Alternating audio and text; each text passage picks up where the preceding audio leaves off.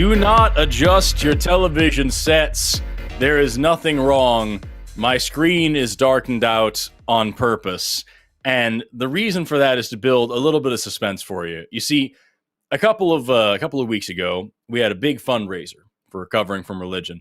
And in that fundraiser, I made two promises that if we raised, I believe it was $20-something thousand, I would not shave for the whole time that I was in Borneo, and I would come back incredibly scruffy. And those of you who watched Cus I Wanna last night and saw me and Qasim Rashid saw, beard Fassé Forrest now with my scruffy face. The other promise that I made, if we raised something like 25,000 or whatever it was dollars, is that I would straighten my hair and be emo Forrest for the show.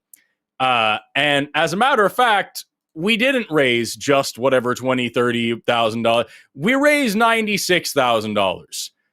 And so now this is what you're getting.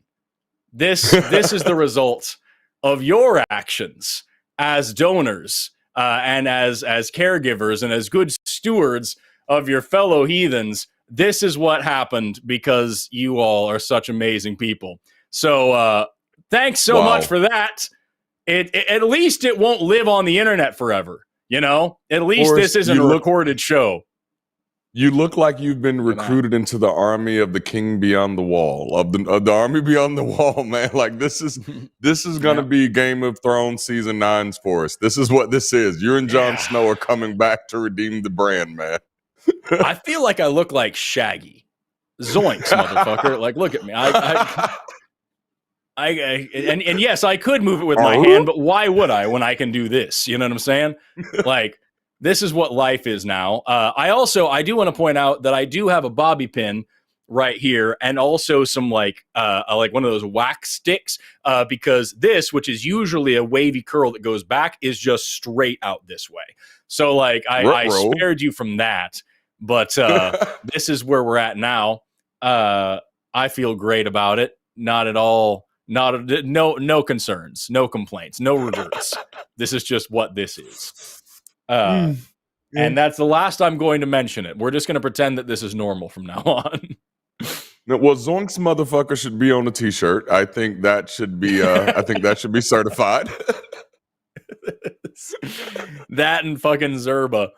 God. It's a day. Oh, it's man. a day. So thanks to everybody who helped out with the fundraiser, who donated whatever you could. It really does mean a lot. You helped a lot of people. You very likely saved some lives, and we appreciate that immensely. And if I can look a little silly and uncomfortable for a little while, that's fucking so unbelievably worth it. With that, welcome to the show. Hey. It's the Hello. Sunday show after dark. I'm Forrest Valkai, and I'm joined today by the lovely and handsome Darante LaMar. How are you? Yep, and I am especially shiny today, so like I am tempted to make Krillin Dragon Ball Z references today because the shine on my forehead is just so like pertinent. So but we're gonna bear with it. It's funny you mentioned your forehead because I feel like more than any other hairstyle I've ever had, this one really accentuates just how fucking huge my forehead is. Look at how that goes. And this isn't a receding. This has been this way my whole life. It's just here. I've just got so much real estate. You could park a plane on it. Oh, I love this it. Really real estate, man. The arc. Powerful. Well, see, if you were a capitalist, you could market that, man. That's prime real estate. Really, I'm missing out.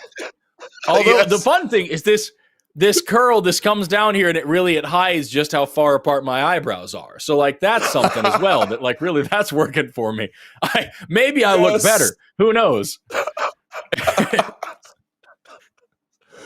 Oh man, yes.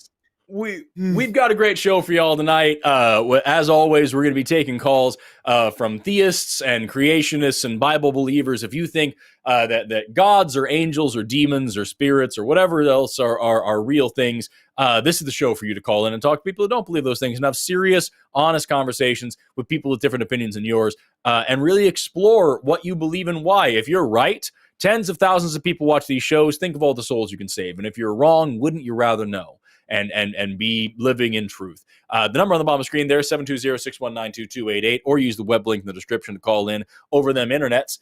we'd love to talk to you. It's going to be a great show as long as you're a part of it. Darante is very nice, and I'm an idiot. So you've got a great chance of having a good conversation. I'm nice sometimes. I'm not. Every now and then I go into my Samuel L. Jackson mode, but that's just because Samuel L. Jackson is my spirit guide. That's how that works. Yeah. With that, are you ready to jump right in, amigo mio? We've already got callers pouring in. Ooh, let's jump in. Scotty doesn't know. Let's go. Let's talk to, I'm actually excited for this call here. Let's talk to Jimmy, pronouns he, him, calling in all the way from Nice Yaks. Talking about big hairy dudes that are real good. Jimmy's called in a few times before, and when Jimmy first called in, we were struggling to just get across the concepts of atheism. And since then, he's been calling in more and more and asking better and better questions. So I'm really excited to see what Jimmy brings to us today. Jimmy, you're on the line with Darante and Forrest. How you doing today? Good evening. How you doing? How you guys doing? I'm doing well, man. Wonderful. How are you? How are you doing, Jimmy? Excellent. I'm doing good. I like Darante. I like your show. It's very, very educational. I like the way you speak. I like your knowledge on Christianity. You know a lot. Oh, thank you. Oh yeah. So I haven't. Yeah. Forrest, you are the science guy. You know a lot about science and all that. You say you very much believe in science. Are you familiar with this story about they said there's some Russian scientists that dug a hole in the earth? I think it was Siberia, and they said they put a microscope down in that hole, and they heard screaming of people screaming like nagging in agony and stuff. About they heard like sounds of hell. It's fake. Are you familiar with the story? Huh? Yeah, it's an old internet rumor. It's not real. Yep. But I am familiar. I heard it when I was a kid. It's been around forever. I did too. Yeah. So you heard that story before? Yeah. So you're familiar with it. So how do you know it's fake, though? Because they say they're scientists. You're the scientist. I'm asking you. This is confusing then. But they say they're scientists and they dug a hole. But what's going on here? Simply speaking, so here's I've got just the Scopes page. The Snopes page about it. Urban legend claims scientists drilling in Siberia went too far and punched a hole through to hell where the screams of the damned drifted up to them. And it shows the claim, and it shows like all the different ways that this story has been presented, all the different versions of this story, the cartoons and comics and all these different things have been made about it. The fact of the matter is there was like a super deep borehole. None of this happened. Like there are no actual reports of this. This was just like a rumor, a story that was invented. And in 1992, Weekly World News, which is a very famous tabloid paper that talks about vampires and Bigfoot and all sorts of other stuff, they published this story in 1992, or something like it looks like. And it just kind of became a running thing on the internet. It became a rumor that just has been spread around.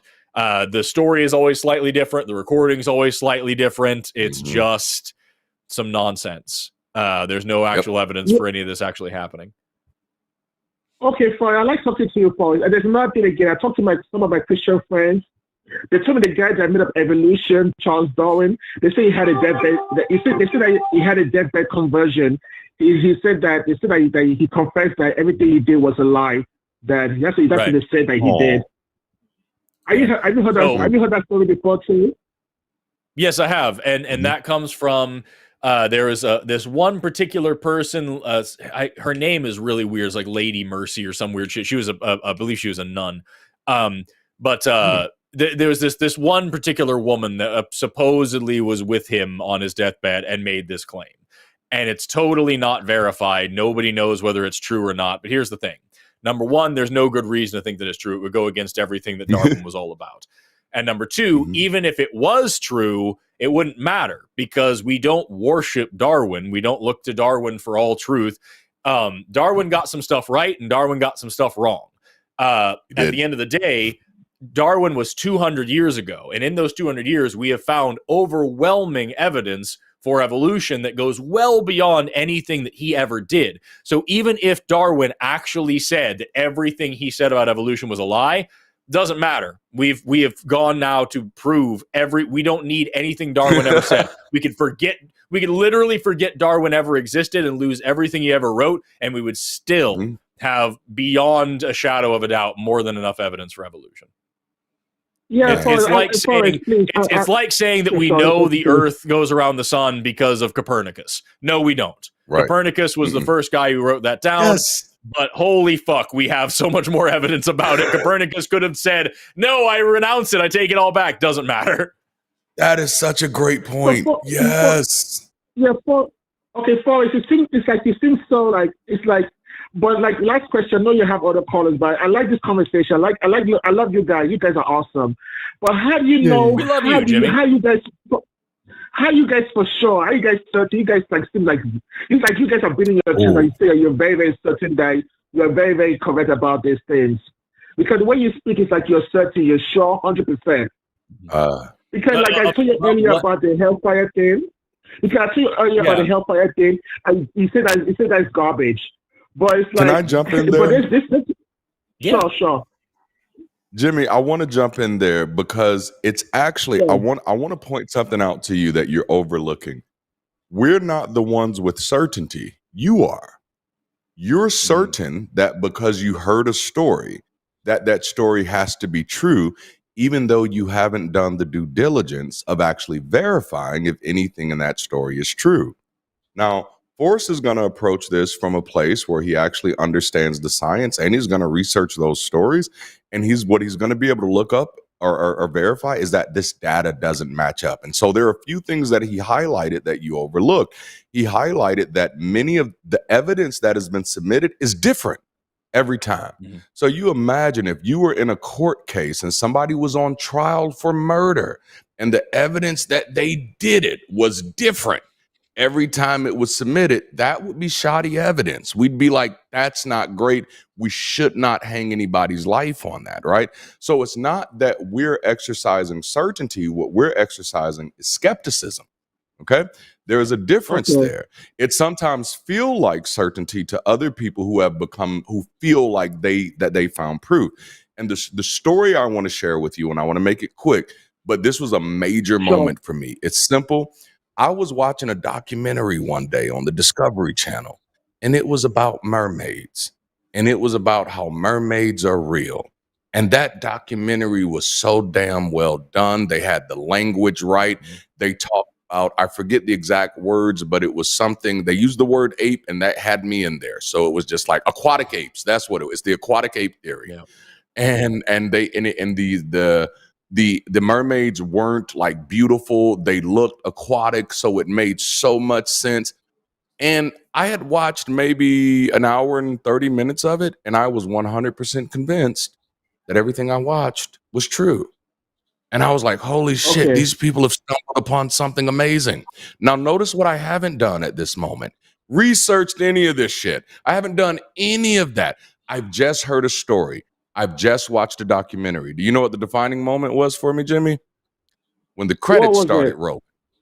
The credits started rolling, and it said, Dr. Such and Such, played by such and such. And then it became very clear to me that this wasn't a real documentary, that this is actually falsified information. And this is what I realized, Jimmy, and this is the point I want to drive home. What I realized about me is that, damn, Darante, you have a propensity to believe bullshit, and you need to get that shit in check. Because just from watching that documentary, I was convinced that mermaids were real, and watching that documentary is not actual evidence. So what you're thinking is us saying, oh, we're so certain that that's not true. In all actuality, what we're saying is, we have no real evidence. We've heard the same stories you've heard. We've heard the same anecdotes. We've seen the fake pictures of angels. We've heard the fake audio recordings of hell, and none of it has withstood scrutiny. And so because of that, we find the safest position to withhold judgment on that, or to be able to call it out as complete bullshit. which feels right. Okay, last question. I know you guys are busy. Okay, between like these two scientists, there's this guy. What's his name again? This guy of this. What's his name? His name escapes me now. He came out of prison. His name is Ken Hovind. Ken Hovind versus the Grace Tyson. Who do you think is more credible among those two? So here's the thing. Yeah, I was going to let him finish. Yeah. So, Jimmy, the thing about Kent Hovind is that he's not a scientist. And so when someone presents something to you, like this is what Darante was trying to get across, is that like when someone presents something to you or presents themselves as an expert, it's really important to continue being skeptical and ask them questions about what do you actually know? What is your actual expertise?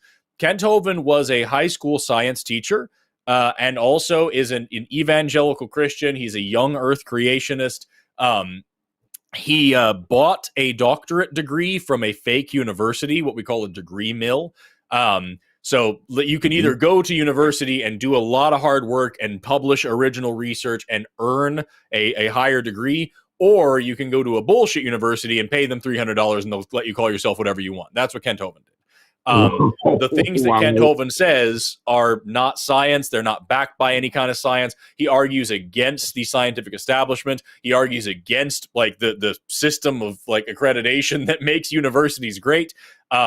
He just believes that whatever the fuck he believes has to be the honest truth.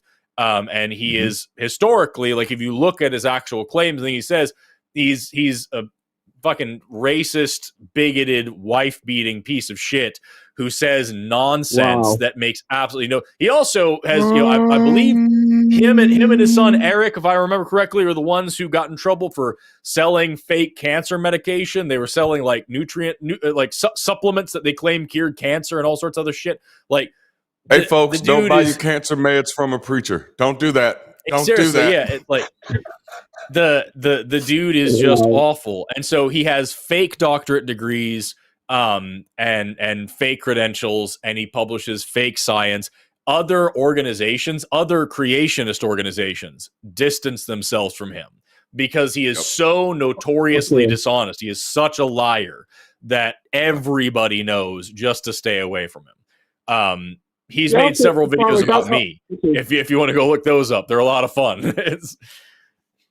No, Forrest, you know more science than I do. I just thought I'd bring it up with you because you believe so much in science. So I just want to know. Which one is, because the scientists say so many things. So I want to know which one is authentic, which one is not authentic. But you think the Grace Tyson is okay? He's good, right? Neil deGrasse Tyson. So the thing is, I know Neil deGrasse Tyson, yes, and so like if you talk about Neil deGrasse Tyson, like I don't know, he's an astrophysicist. I'm a biologist, so I don't know the science that he knows, but I do know that his credentials are legitimate. I know that other experts in his field, say that what he's saying is true, and nobody is coming out and saying that the things he's saying are false. I know that he is well established in both like the public and also the scientific world. Like other scientists are rallying behind this guy as a leader, as somebody who's saying true things. So like compare that to, I don't think I'm nearly as smart as Neil deGrasse Tyson. I want to make that clear. But my credentials are legitimate. I have real science degrees from real universities. The things that I talk about are published in real science textbooks. I don't have any scientists that have the same kind of the credentials as me, experts in my field coming out against the things that I'm talking like. So you can trust a little bit of what I'm saying, but you should still ask questions. If I say something that doesn't make any sense to you, you should still question it and make sure that you have a good reason to buy into what I'm saying. That's the key, is that I, as a scientist, as a real scientist, am never going to tell you to believe what I'm saying because I'm a fucking scientist and I said it. I'm never going to tell you to do that. And Neil deGrasse Tyson's never going to tell you to do that. But Kent Hovind is going to say, I have a doctorate degree and I know that all these scientists are wrong, and everything we know about biology is wrong. Everything we know about geology is wrong. Everything we know about chemistry is wrong because only I am right. And that is one big red flag, one giveaway to tell you that somebody's a fucking huckster, not an actual intellectual. Come on, sir. That's true. That's okay.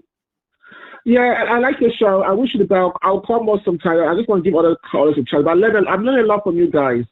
You guys are really, really educating me, and I appreciate that. Yeah, Jimmy, I appreciate you calling in, man. Like I said at the beginning, every time you call in, you're asking better and better questions. And what I want you to first called you guys.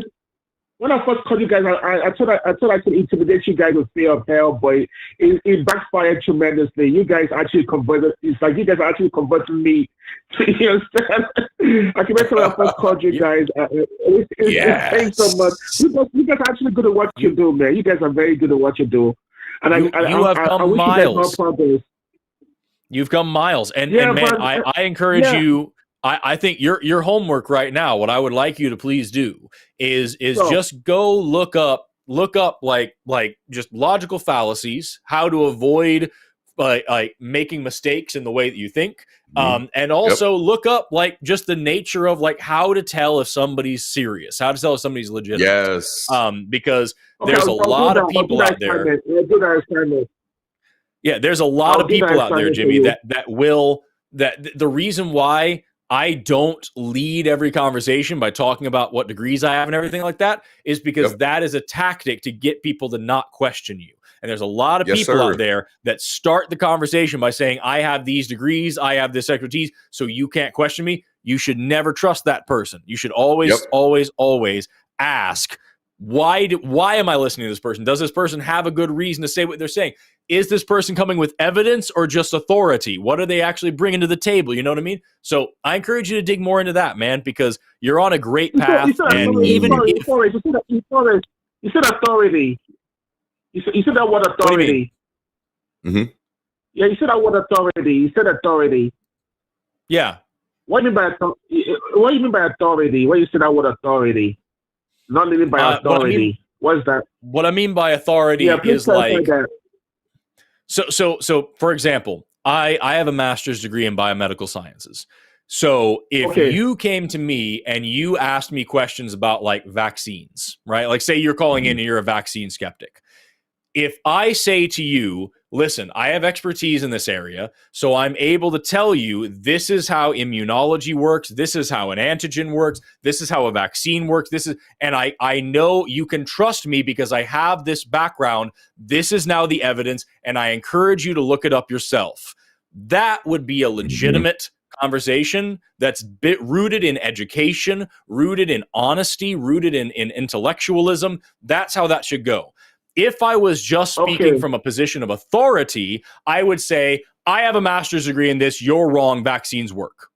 And that would not be a way to actually teach you anything. It would just be stroking my own ego and shutting down the conversation. So that's what I want you to be aware of is how is somebody teaching? How is somebody talking about this? That's good. Okay, no problem. Does that make sense? All right, thank you very much. Yeah, it makes sense a lot. Thank you.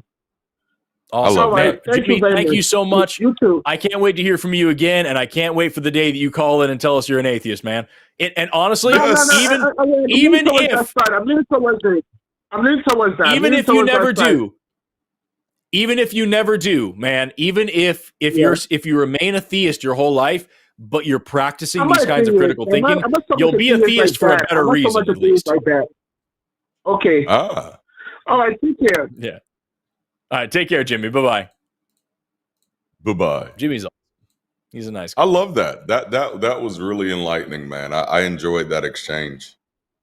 I think it really, really well. And I love, like I said, Jimmy's called in several times. And the first time he called in, I don't remember what exactly, I think it was about like, just like the Bible as an authority or God as an authority.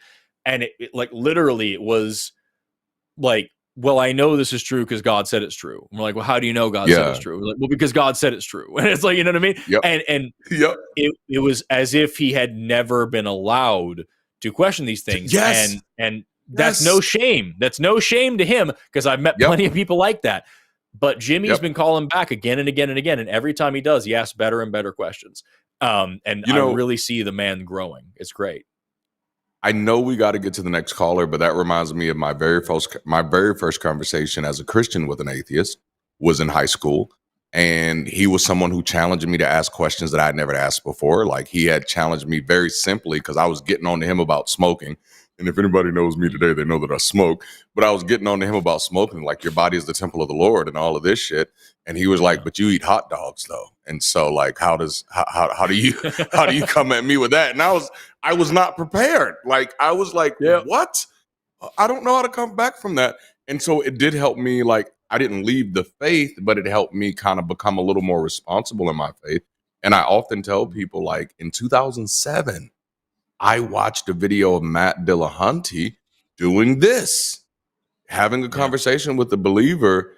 And I felt so embarrassed as a believer that many of the questions he was running through them that they couldn't answer. And I was like, I think I'd probably be bad too. And so I wanted to be better. And so I can see how someone like Jimmy could call in on something like this eventually, initially working on just trying to be better in their own faith, because that would have been me. And just little by little realizing, like, oh, this is bullshit. And it's finding out that it's bullshit has actually made me a better person, and that's an awesome journey. That's always an amazing journey. Absolutely. Absolutely. We got a ton more callers on the line. We're going to go next. Do you have the call screen up? I do not. I don't have access to that yet, I don't think. What? Why? I know, right? It's honestly, racism. It might be because they know my machine is so fucked up. It's bad. It could be racism. Jimmy, it's racism. It's racism. Let's talk then. Let's go to Stevie, pronouns he, him, who says the Bible makes logical sense. I've got a lot of questions about that. Stevie, you were on the line with Forrest and Darante. How are you doing today? Hey guys, doing good. I hope that last guy, I hope this isn't the only place he comes for his research and stuff. So, but Me too.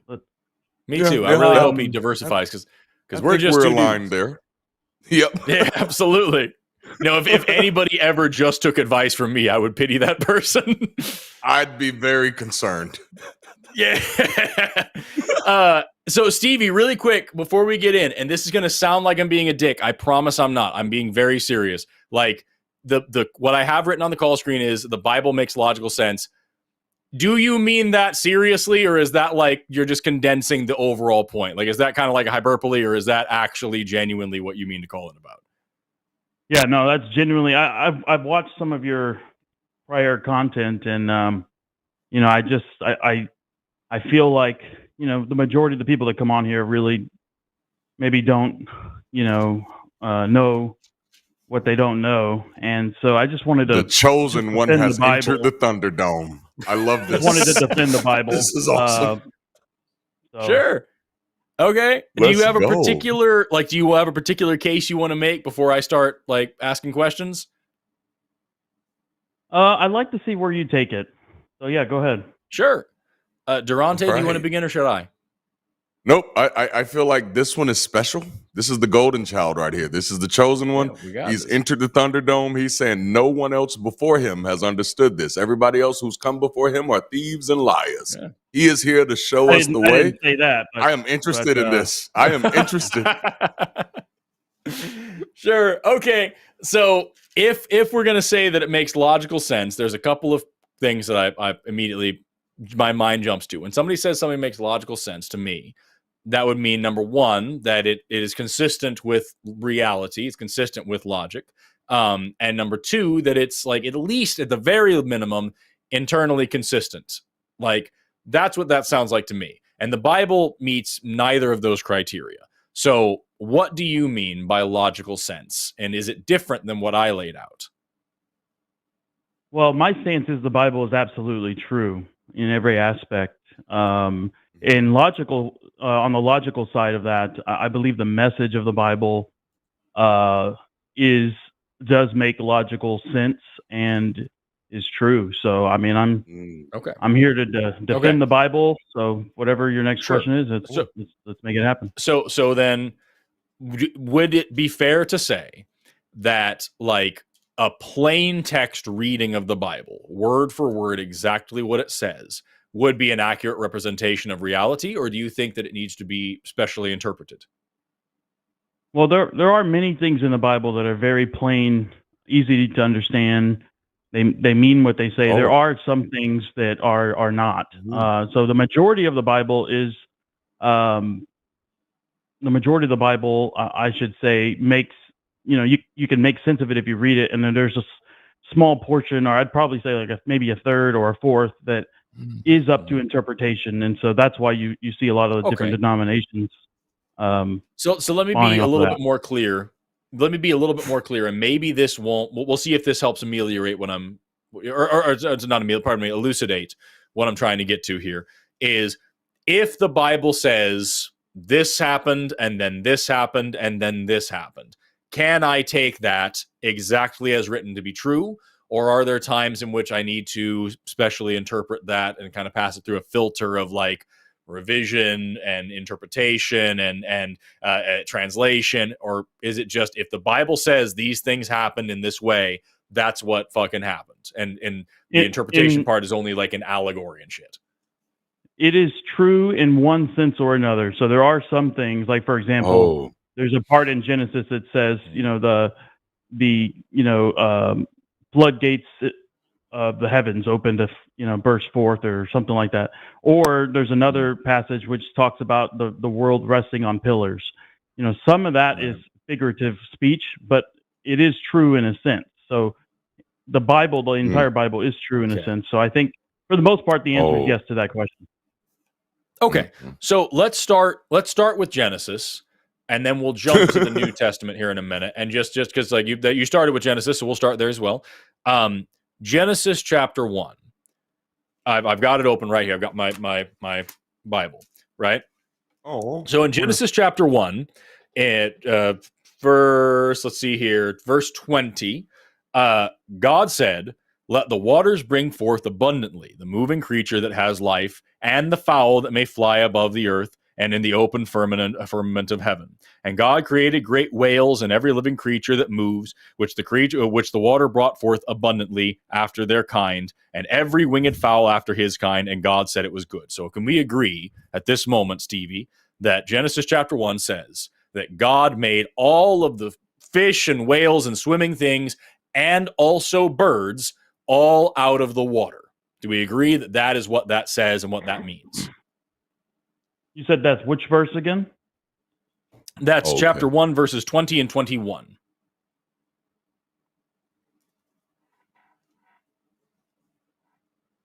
Yeah, that's correct. I can read it. Okay, so we agree. I'm just going to say it again, and forgive me for being redundant. I just want to make very certain. We're agreeing right now that Genesis chapter 1, verses 20 and 21 definitively, clearly, unequivocally say that God made all the fish and whales and everything and all the birds out of the water all at the same time, right? Well, I don't know that he made it out of water, but if that's what it says. It says, "Let the waters bring forth the moving creature that had life and the fowl that may fly. And God created whales and every living creature that moves, which the waters brought forth abundantly, and every winged fowl." So it sounds like that's coming out of water. The only thing is, I'm not sure what fowl means. I mean, do you know what that means, or is that one of those things that's up to interpretation? Birds. No, fowl is birds. It says the fowl that fly above the earth, and then it also, a little later on, it says again every winged fowl after its kind. And if you'd like, you can double check. Is this the 6th day? You can double check that is what the word fowl means. I'm not terribly worried about the days. I think that is. Let me double check. That was the 5th day. Pardon me. That was the 5th day in Genesis chapter 1. That was the 5th day that happened. Then, all right. So we agree on that. And I'm not saying that necessarily it says he made these creatures out of water. He brought them forth from the water, is what it says. Then on the next day, so that was the 5th day that happens. Then literally the next part, this is Genesis chapter 1, verse 24 and 25. God said, "Let the earth bring forth the living creature after his kind, cattle and creeping thing, and beast of the earth after his kind." And it was so. And God made the beast of the earth after his kind, and cattle after their kind, and everything that is creepeth upon the earth after their kind. And God saw that it was good. So here we see it is a new day. This is now day 6, and this is in a totally new part of the chapter. We can see now that God is making all of the land animals, specifically it says cattle and creeping things, out of the earth. Not necessarily that they're made out of dirt, but that they are coming forth out of the earth the same way that whales and fish and birds came out of water on a completely separate day. Do we agree that that is what that says? Yeah, that's what that says. Yeah, I mean, it was a miraculous creation, correct? Sure. And do we agree that that's what that means? That they were created, yes. I don't know that they, like you said, they weren't made of water or made of... Right. But he made them. He created them that day, correct. Yes, so unequivocally, definitely, the text of the Bible clearly states that on the sixth day, God made all of the land animals separately in a different event than he made the birds and the fish and the whales in the water at a different time, correct? That's correct. If you're going to go to chapter 2, that's a summary of chapter 1. But yeah, that's hold on there. Hold on. We're now going to go on to the next verse. Chapter 1, verse 26. God said, "Let us make man in our image after our likeness." And he goes on in chapter 27, says, "God created man in his own image. In the image of God, he made him, male and female. He created them." Does that, you agree that's what that says? Correct.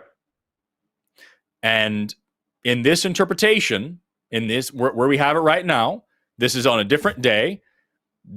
We can argue whether or not they're being made at the same time, male and female, but they're definitely being made after all of the other animals, correct? Well, again, chapter 2 has a summary, so I would say... I haven't gotten to chapter 2 yet. I'm asking you about what chapter 1 says.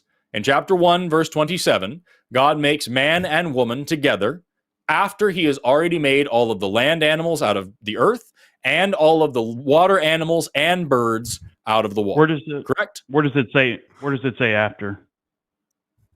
It's in sequential order, which is what you agreed to a minute ago.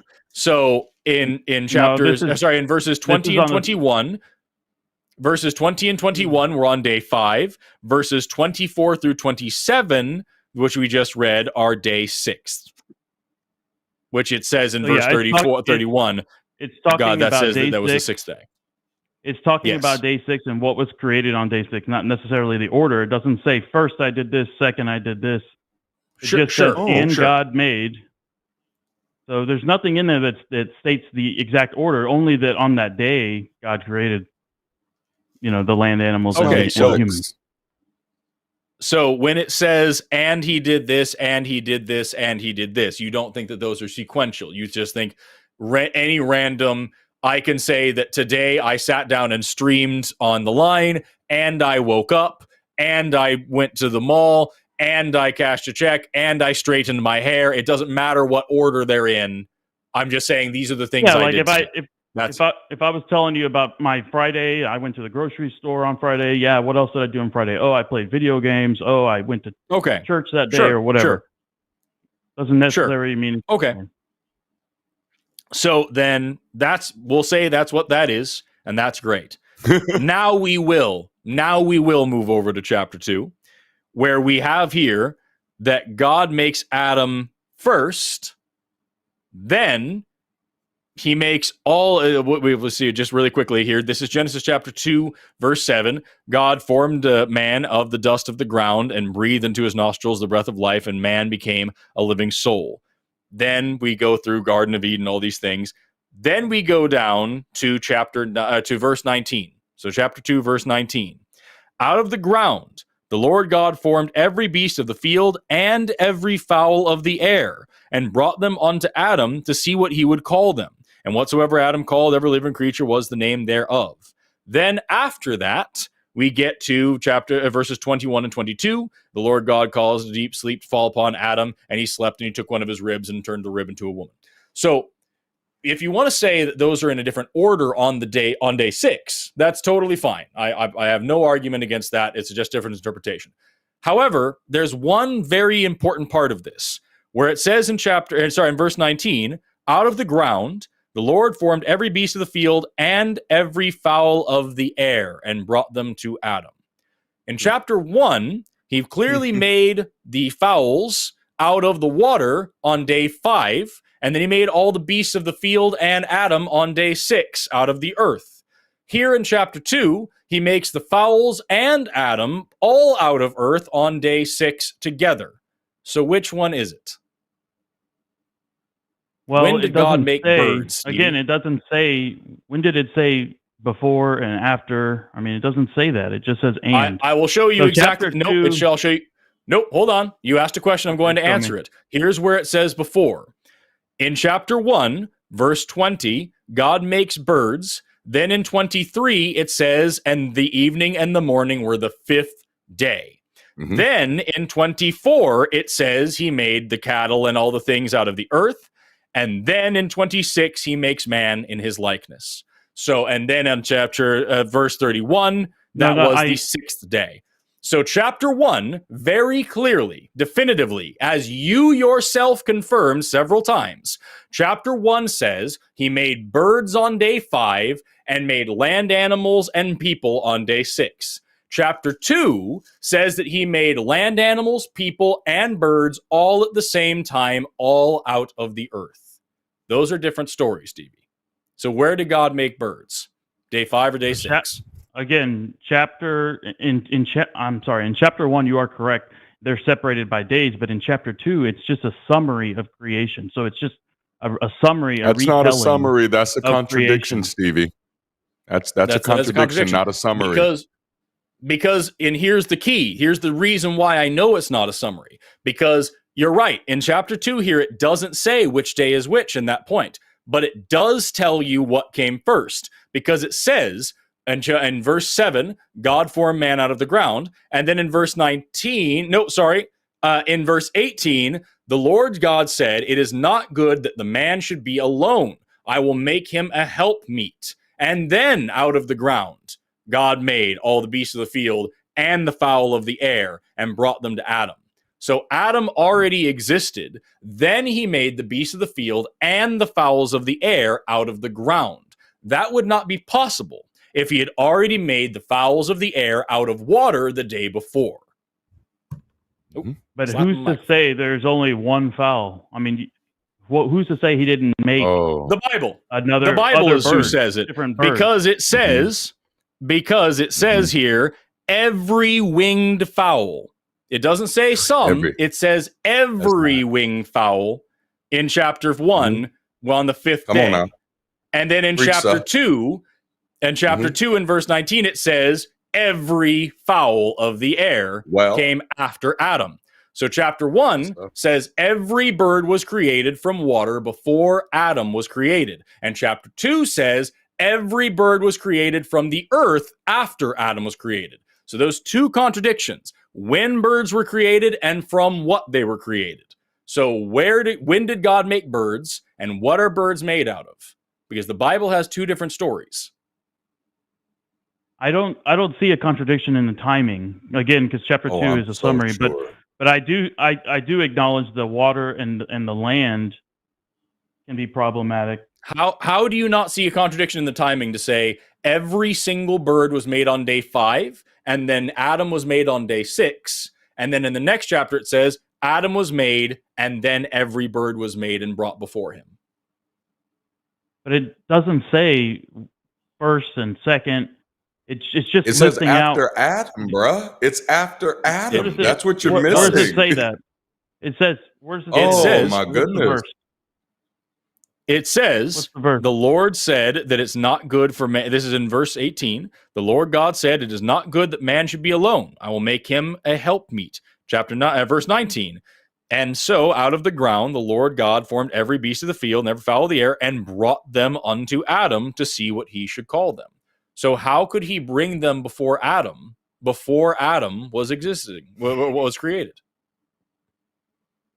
But again, chapter 1 doesn't specify on that day. It doesn't say before on that day. So yes, I don't see that. Oh my goodness! And I'll read it to you again if you'd like. Yes, it does. It says the helpmeet. couldn't that refer to Eve? Nope, because he uses that later on. When he says here, the Lord God caused him to fall. Yes, it specifically explains what's going on there afterwards. So he makes him a help. It doesn't say it again, like you said. You said it stated it again. I don't see that it states it again. So I think that's referring to Adam. Okay. Wow. That's why it so says to here's be what alone. we've got. That if you're not going to agree that one says that he created birds on one day and man on the other day, and then this says he made man and then made birds right afterwards, can we agree on the water and earth thing at least?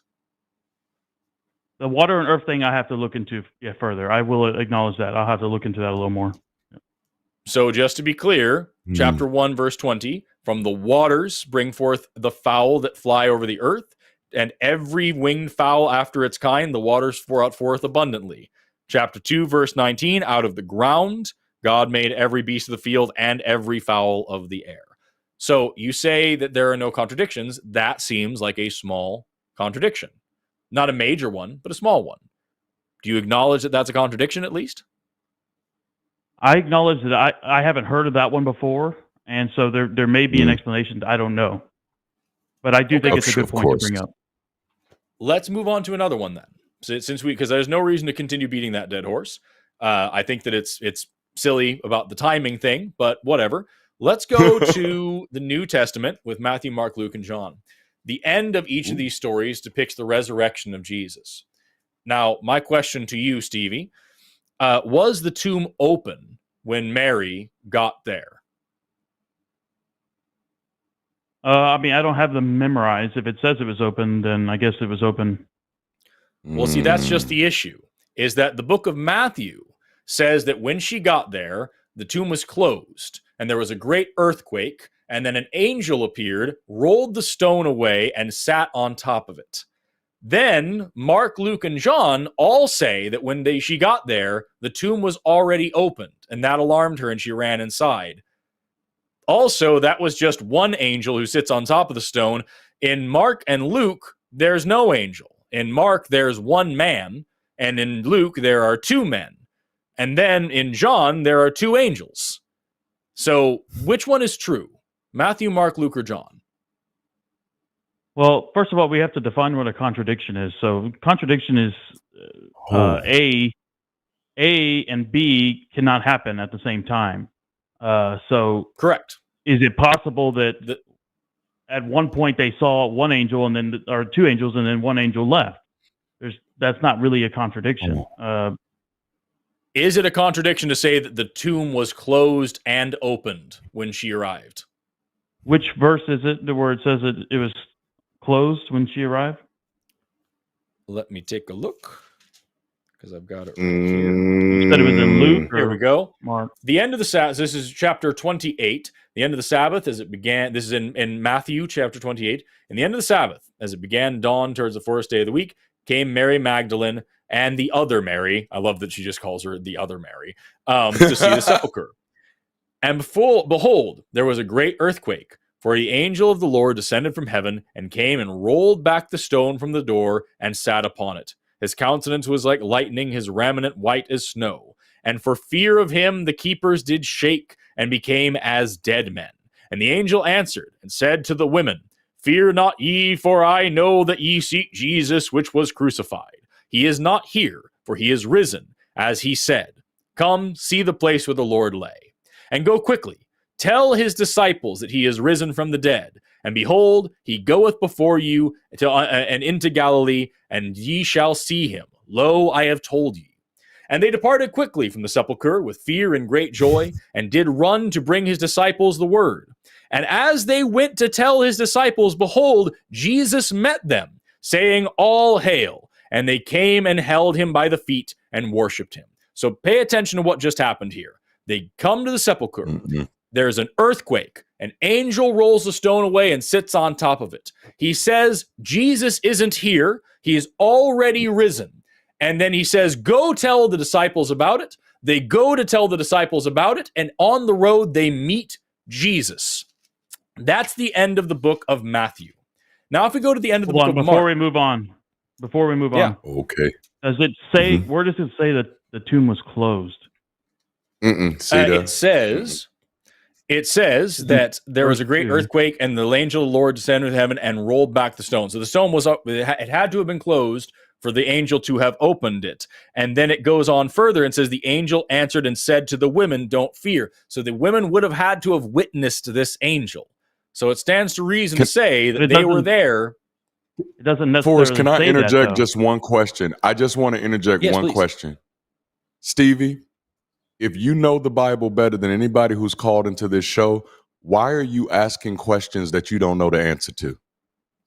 That demonstrates your disingenuousness and your dishonesty.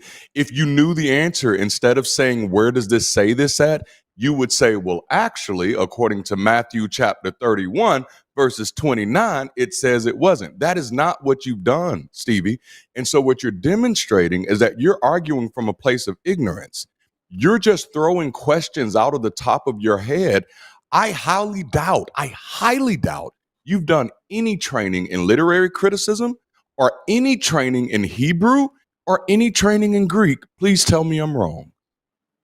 You're dead wrong, first of all, because you're making assumptions about me. All right, great. Okay, great. Thank you for telling me I'm wrong. Hold up, you're dead wrong. Shut the fuck up for a minute. Shut up for the fuck up. Shut the fuck up for a minute. Whoa. Thank you for telling me I'm wrong. Thank you for telling me I'm wrong. I'm not going to sit here and have you talk to me like that. Then you could easily hang the fuck up. Then you could easily hang the fuck up. Stevie, I'll end the conversation if you're going to talk to me like that. I would love for you to. I will. So treat me with respect. And we'll. I don't. Stevie, I don't even know you to respect you, bro. I don't even know you to respect you. So let's not even go there. The question is, you said you know Hebrew. So tell me, who is God in Genesis 1 and who is God in Genesis 2? I didn't say I knew Hebrew. I said you're wrong. I'm looking at. You said I was wrong, and that was my claim. My claim was that I highly doubt that you know Hebrew. So we've knocked one out. You don't know Hebrew. First of all, you talked for like 5 minutes. You said a lot. So I said you're wrong. I didn't talk for 5 minutes. So now we also know that Stevie doesn't know time. So Stevie not only doesn't know how to tell time. I was looking at the text as I was telling him. Where does it say that? Because I know it doesn't say that. The question I asked you is who is God in Genesis 1 and who is God in Genesis 2? Okay, are we switching topics now? Because we can go there if you want. Well, that's the question I asked you because you claim to know Hebrew, Stevie. I didn't say that. You said a lot. I said you didn't know Hebrew. You said no. I'm wrong. You said no. I do know this. You said so. Like demonstrate 3 things, what and I you said know you're wrong. Because what I highlighted is that Stevie, you have not demonstrated at any moment that you have any understanding of anything that you've claimed. You just keep throwing questions out. You have not actually demonstrated that you have an understanding of anything you're throwing out. And when I called your ass out on it, you got butthurt. I mean, it's fine if you want to criticize me. That's fine. If you want to do an ad hominem, that's fine. Regardless, you can call it what you want to call it, or you could demonstrate what you know. I could say the same thing about you. I mean, you obviously don't know anything. You could, but you can go look at my channel and see that I demonstrate what I know. Conversation. But my question is, can you demonstrate what you know, Stevie? The question is, can you prove the claims that you're making? And so far, the only thing you've done is ask Forrest questions over and over again. And then Forrest has read the scripture telling you exactly what the answer is. And instead of you actually hearing it and absorbing it, you're pretending like you don't hearing it and just throwing another question out there. I was about to read you the next 3 accounts of the resurrection, all of which contradict that first one. I'm literally reading the text as I ask the question. If you prefer me not to ask it that way, that's fine. I saw that it doesn't say that. It doesn't say the tomb was closed. I think the point that Darante is trying to make here is that what you're giving us is post hoc rationalizations. We're showing you, or I'm trying to show you places where the text in one part of the Bible says one thing, and the other part of the Bible it says something different. And instead of just saying, yes, those are inconsistencies, you're saying, well, technically it didn't not say this, so that must be what it probably meant. And it's the same kind of nonsense you get on the History Channel when they say there's no proof that aliens weren't at the first Thanksgiving, therefore we know that that's how it started. And it's like, it's not really serious. like I said, I was about to read to you. We just went through Matthew. I'm going to go through after this. If you'll stay on the call with me, I'm going to go through Mark, Luke, and John too. And I'm going to show you that the stories are different every time in ways that you could only rationalize if you assume that everything the Bible didn't specifically say happened is what happened. Yeah, what I was trying to tell you is that where it says, behold, there was a great earthquake, for the angel of the Lord descended from heaven and came forth. It doesn't necessarily mean that it happened right there and then. It could have been describing something that had happened earlier. It doesn't say when. It doesn't say Mary. Hold on. Put a massive pin in that. Just look at the whole story. All right? We have an earthquake. The tomb is not open, but we have an earthquake and then it is open. There is one angel present in this story, 0 men described in this story. Jesus is risen by the time that Mary and the other Mary get there, and he appears before them. There are exactly 2 witnesses to this event, Mary and the other Mary, that are mentioned here. And they go back and they tell the disciples all about it. That is everything that is claimed in this story. Those are the main points. Now turn over to Mark chapter 16. When the Sabbath was passed, Mary Magdalene and Mary, mother of James, and Salome brought sweet spices that they may come to anoint him. Skip down a little bit. And when they looked, they saw that the stone was rolled away, for it was very great. And entering into the sepulchre, they saw a young man sitting on the right side, clothed in a long white garment, and they were affrighted. And he saith unto them, be not afraid. Ye seek Jesus of Nazareth, which was crucified and risen. He is not here. Behold the place where they laid him.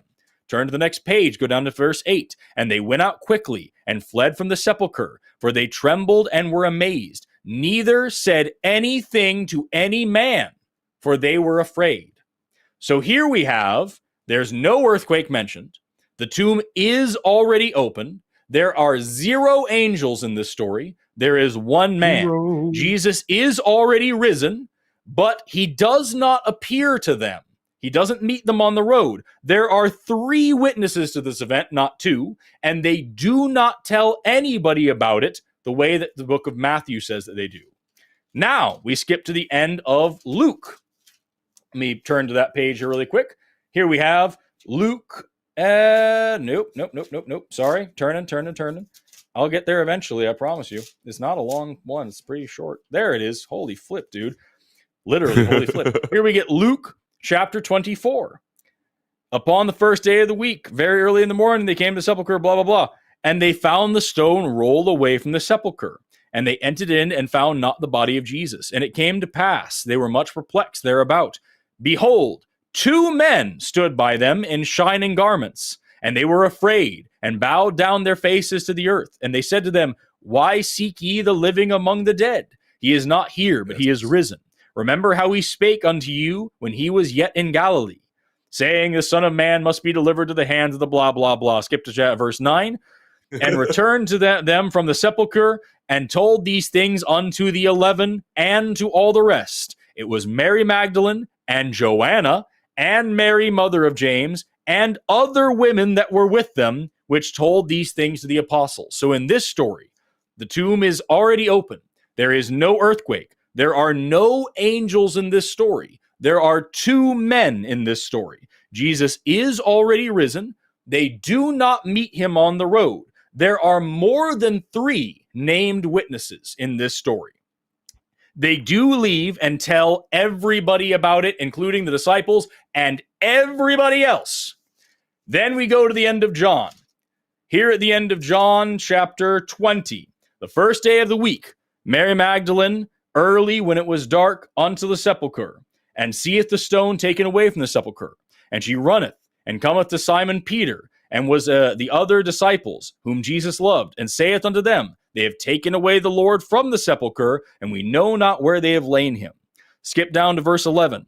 Mary stood without the sepulchre weeping, and as she wept, she stooped down and looked unto the sepulchre, and seeth 2 angels in white sitting, one at the head and the other at the feet, where the body of Jesus had lain. And they said unto her, Woman, why weepest thou? She said unto them, Because they have taken away my Lord, and I know not where they have laid him.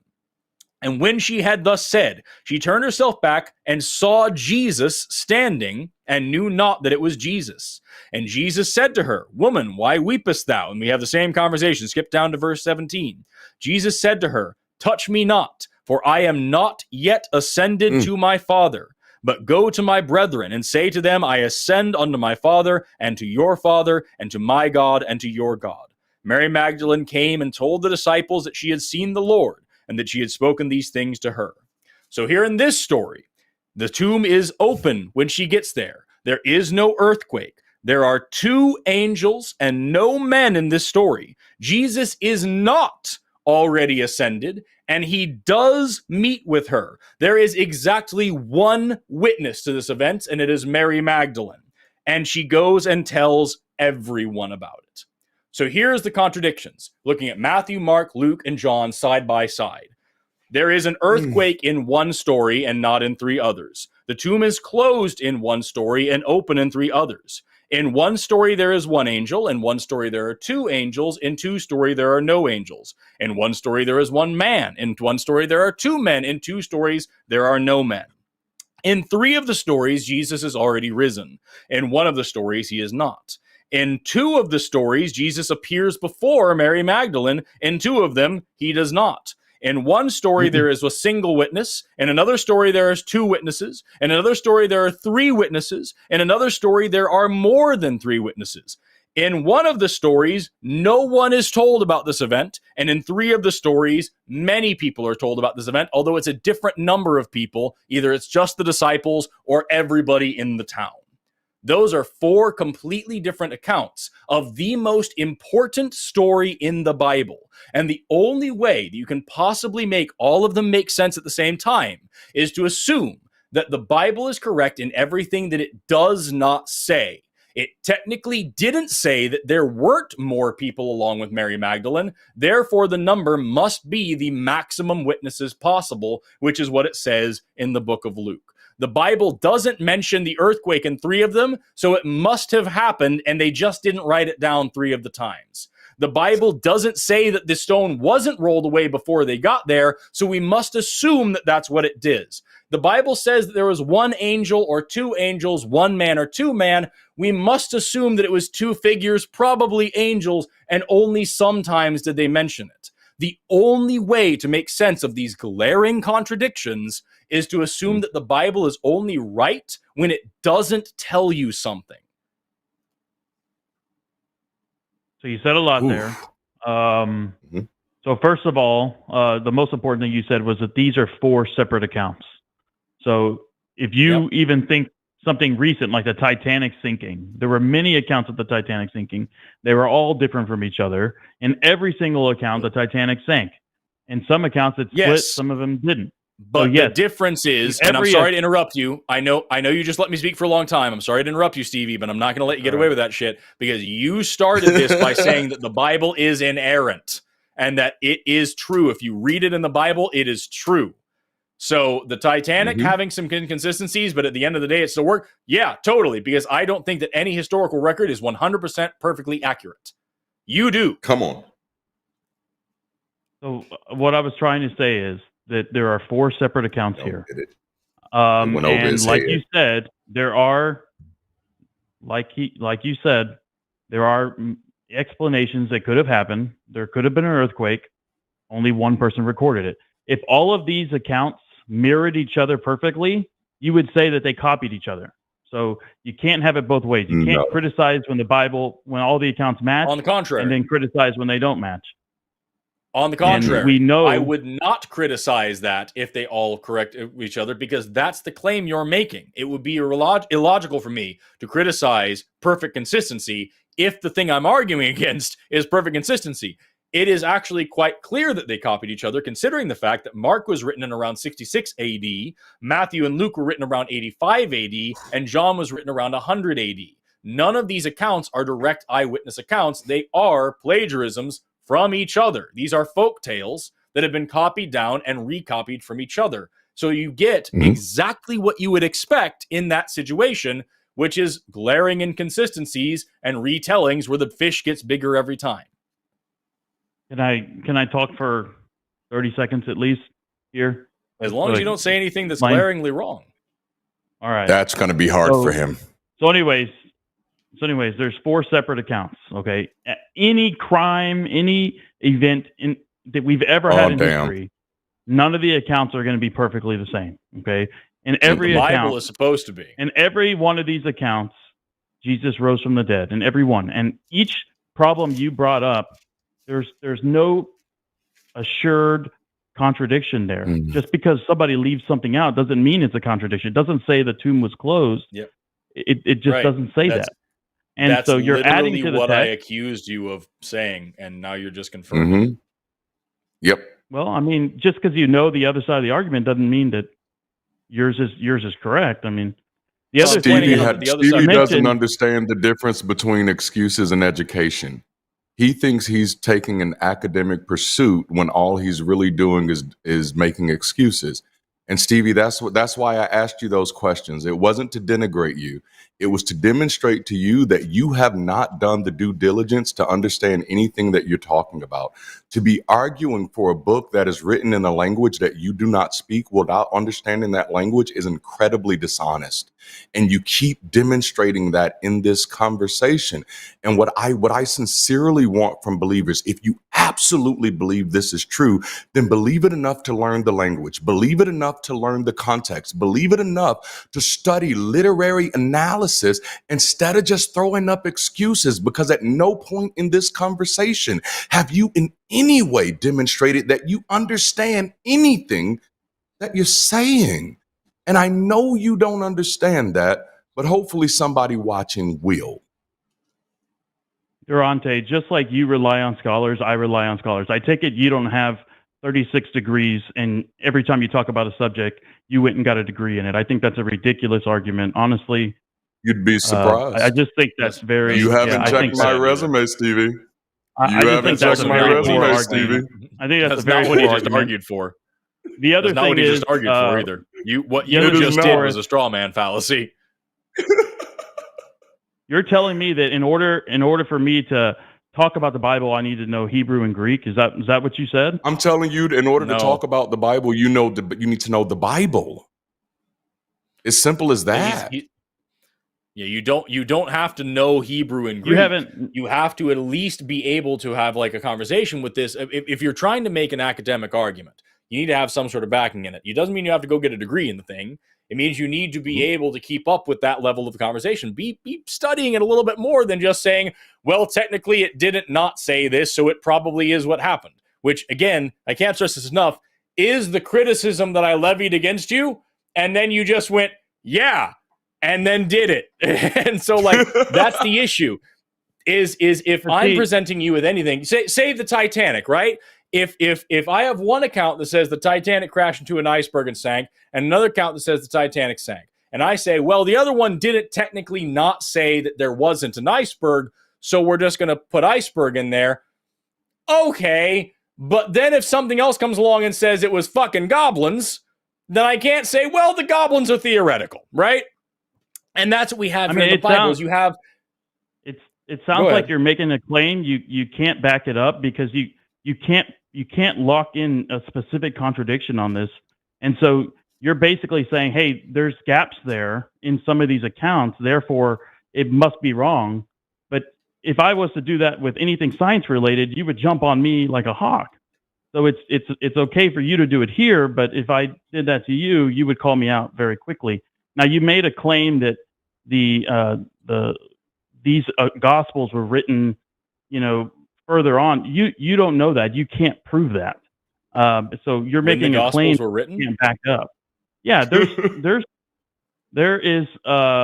evidence. Like, for example, in the Dead Sea Scrolls, there is a papyrus that they found that matched 4 lines of Mark, I believe. That would have put the Gospels forward into about 40 AD. So there's now it's disputed, but there are, just because the earliest manuscript we found doesn't mean that it wasn't that you could say that it was written around that time. Number one, all of these gospels were written within the first century. We know that. And if you look at the context within Oh my goodness. the text itself, you could date it even earlier. All of these gospels, I believe, were written before 70 AD. Now, I know this goes over Can you demonstrate Darante's why head, you believe that, Stevie? Can you demonstrate why you believe that? He's the one that made the claim. So I want him to give You me just proof that it made the wasn't claim. made earlier. You just made the claim No, that you said it's I believe possible. they were written early. You just said it. So why do you believe it? What is your justification for your belief, Stevie? Now you're trying to pass the burden of proof onto me, Darante. I know this goes over your head, but he made the claim. You made the claim, bro. Stevie, you just made the claim that you believe they were written in the first century. I said those were it's your possible words. that they were written earlier. I gave you some okay. evidence If it is in the possible, what is your justification for that possibility, Stevie? I know that's a little bit over your head, but if you have a belief, if you have a claim, what is your justification for that belief, Stevie?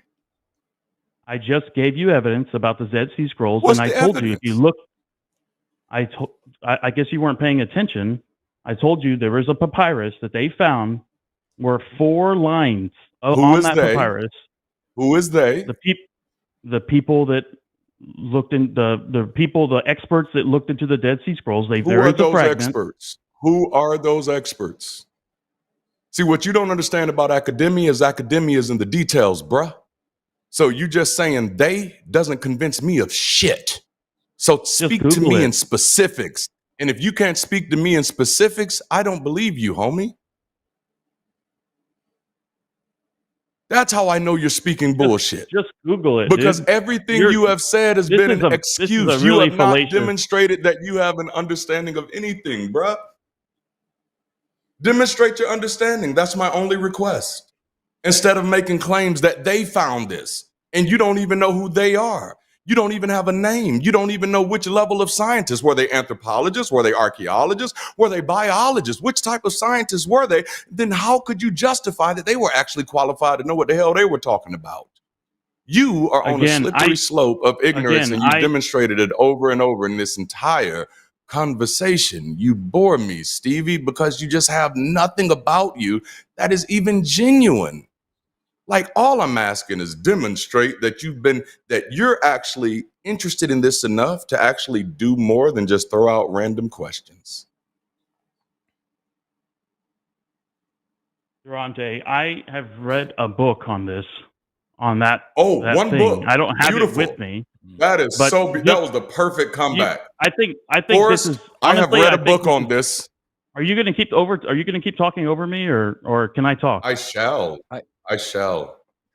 Okay. I mean, you sound like you're triggered. You sound like you have a low IQ, and you're just trying to interrupt every time I'm that's talking. So beautiful, Stevie. So I think, Stevie, that's beautiful. It's not. You should let me talk. He's expressing frustration with the fact that you're not grappling with anything we're throwing. Like, has anybody? Can God be seen? Is it possible to see God? You can't see the Father in all His glory, but you can see the Son, and seeing the Son is like seeing the Father in that aspect. I'm talking about the Lord in the Bible. You cannot see the Father, but you can see the Lord in that you can see Jesus. So then we can talk about, like, for example, in Exodus, no man shall see me and live. In John, it says no man has seen God at any time. In John again, as the Father himself, which has sent me, has borne witness of me, ye have neither heard his voice at any time nor seen his shape. In John again, not that any man has seen the Father. This is what you're talking about, right? The Bible is very clear over and over. Seen the Father. Nobody has seen the Father in all His glory, correct? Nobody has seen the Father. And here we have Abraham. God appeared before Abraham several times. He was 90 and God appeared before him again. Here we have, I am God, and I, God, appeared unto Abraham. Here we see it in Exodus. In Acts, and he, man, brethren, fathers, hearken, the God of glory appeared unto our father Abraham. Isaac, in Genesis, the Lord appeared unto him. And again, the Lord appeared unto him later in Genesis chapter 26. In Exodus, I appeared unto Isaac. Jacob saw God face to face. Here in Genesis, we have Moses spoke to God face to face in Exodus. Who do you think he saw? It said, I'm glad according to the you're talking Bible, about this. according to the Bible, it's God, face to face. So let me ask you this before I answer this question. Are you aware that Jesus existed before he was incarnated in earth? Oh, damn. Is that going to be your argument? That every single one of these cases, they're actually seeing Jesus? They're seeing the Son in every one of those cases. In fact, if you go back and read through the Gospels, Jesus actually says that he was there at the time. In Exodus 33, the Lord spake to Moses face to face as a man speaks to his friend. You're saying that Moses was actually speaking to Jesus. That's correct. And that's once the Father, again, Stevie, the Son, and the Holy Spirit. Yes, and Stevie, that is why Darante and I are so frustrated with you, because once again, that is exactly the kind of shit that I was accusing you of doing, is that as long as the Bible didn't say this didn't happen, then that's what we have to assume happened. It is a post hoc rationalization that gets you out of critical thinking.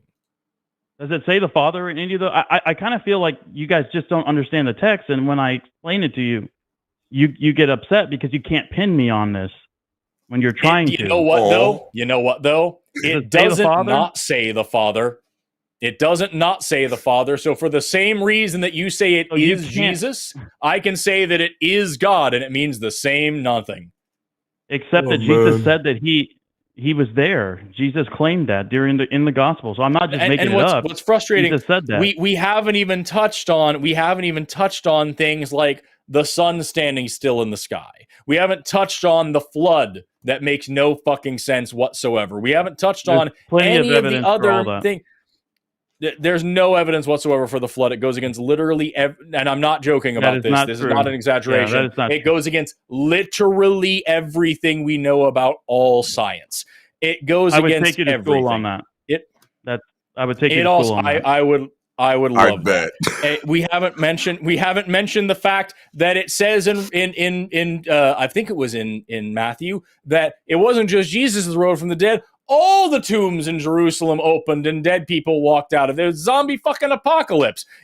We haven't talked about the talking animals. We haven't talked about the talking snake or the talking donkey. We haven't talked about the talking trees. Like, we haven't talked about any of the other shit in this fucking thing. And so, like, at the end of the day, we're trying to give you, like, not even, like, the hardest parts. And you're just not being able to grapple with this. Here's what I'm going to say to you, Stevie. I encourage you to call us tomorrow. I'll be back on with Seth for Skeptalk. Maybe we'll go through a few more of these. But as for right now, it's gone from frustrating to boring. And I just don't think it's worth our time to continue on. We're on for 50 minutes now, and we're about to close lines in a little while. So, like, I think it's about time I get it. I think you guys just can't pin me, and it's frustrating you because there's an explanation for all of this. We can't pin you. It's that you're not being honest. Evidence. No, I am being honest. It's like the little kid on the swing is like, I bet you can't push me. I bet you can't push me. You guys can't push me. It's like, nah. No, it's weak sauce, bro. You don't understand the Bible. You didn't even know that Jesus had appeared in the Old Testament. You don't even know Hebrew. You don't even know the difference between who the God is in Genesis chapter 1 and who the God is in Genesis chapter 2. Stevie, it's an incredible argument. That is such a bad argument. Your entire argument this entire time has remained the Bible technically didn't not say this, so that's probably what it was. And I'm sorry, that's just not how critical thinking works. So we're going to move on and talk to somebody else for a while. But call me again tomorrow. I'll be on with Seth. Maybe we'll learn a little bit more about the Bible. I'll call you and we'll go back. Just over and over and over and over. Yikes. Just like, well, the Bible... You have the patience of Job, Forrest.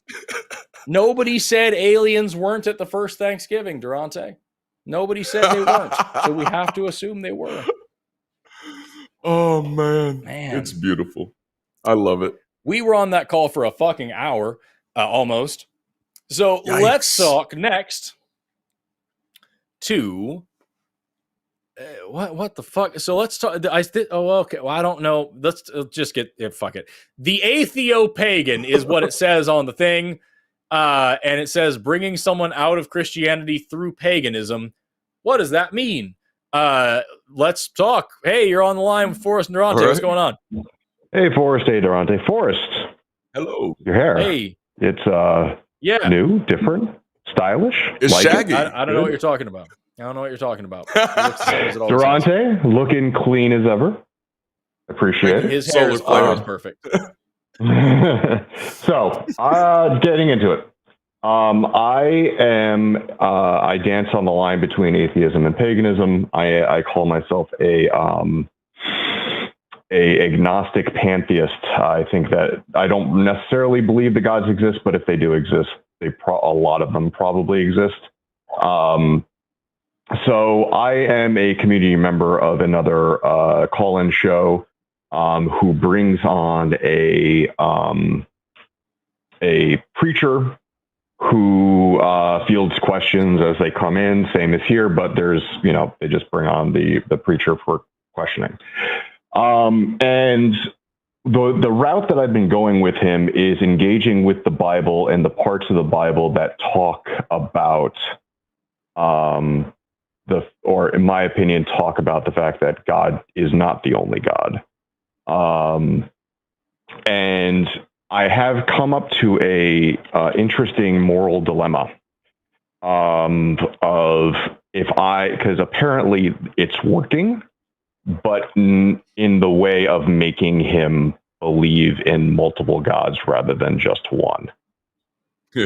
And I'm wondering if this is something I should continue to do. And for anyone who wants to look, 2 Kings 3 is a big one. That's my favorite one. Yeah, I wanted to ask your question about that, and also wanted to perhaps engage with you about my beliefs. If you guys want to engage with that, I know you guys don't get a lot of pagan callers. So yeah. I want to just throw some stuff in here real quick, Forrest, and then I'll let you jump in just from a personal perspective. Because I went through a very similar journey when I was going with my relationship with atheism. I wasn't very comfortable letting go of the God idea completely. And so even though I knew I was an atheist, I still wanted to find a way to make God fit in my worldview. And so the ways that made most sense for me in those early years were pantheism and omnitheism, which basically God is everything, and there are different ways, to do that. And for me, it just ended up not being worth it. And I literally tried. I tried to have conversations with folk in that vein, thinking that could be a bridge. But I want to highlight, and I applaud you for your awareness of that, Atheopagan, that even though I tried it from good intentions, it still led people to places where they attach themselves to superstitions, which may not have been dangerous just on the surface level, but could be really harmful for people if they bought really into. And so I eventually just had to separate and said, damn, I can't even use the mythology the way that I want to unless I'm calling it mythology flat out, what I was really intrigued by this call, because today, that's what I was researching earlier, was paganism. And only because I hear the word so often, but when I hear the word, yes, I hear so many people use it in a way. It erases a lot of other spiritual practices, and I think it's gone too far in terms of and it's very Eurocentric. It gets bad. Well, yeah. It gets problematic. Well, it doesn't have to. I think people have tried to make it so restricted to a thing like paganism either becomes witchcraft or it becomes earth worship or nature worship. And honestly, from its earlier days, paganism just meant anybody who wasn't a part of the Roman military or the urban centers. And then once it got adopted as a Christian word, it just meant anybody who wasn't a Jew, and that was just in the earliest days of Christianity. And so paganism, while I do love the ideology because I'm kind of rebellious by nature, I'm a revolutionary, so I like people reclaiming these words that meant something to us before. Like you, I again applaud you for recognizing that just kind of dissonance there. It's still very important not to take that power away from people, And so I'd encourage people to remember that paganism doesn't have to mean many gods or any gods. That's not what paganism has ever really meant. So you could still be a pagan and still have a relationship with humanity and still live in reality while still exploring the beauty and the mystery of the world, because I'm not against that. I believe speculation is beautiful as long as we're acknowledging that it's speculation. That's my little point. To speak on your revolutionary topic, I venerate Fenrir, which is a very revolutionary deity within the Norse pantheon. So I know where you're coming from with that. I love it. Yeah. But yeah, Forrest, what do you? I guess I have fallen out of anti-theism. I have become a anti-supremacist narrative. I don't really care if people are religious anymore. I just don't care. I just really care if they think that they are the only truth that exists.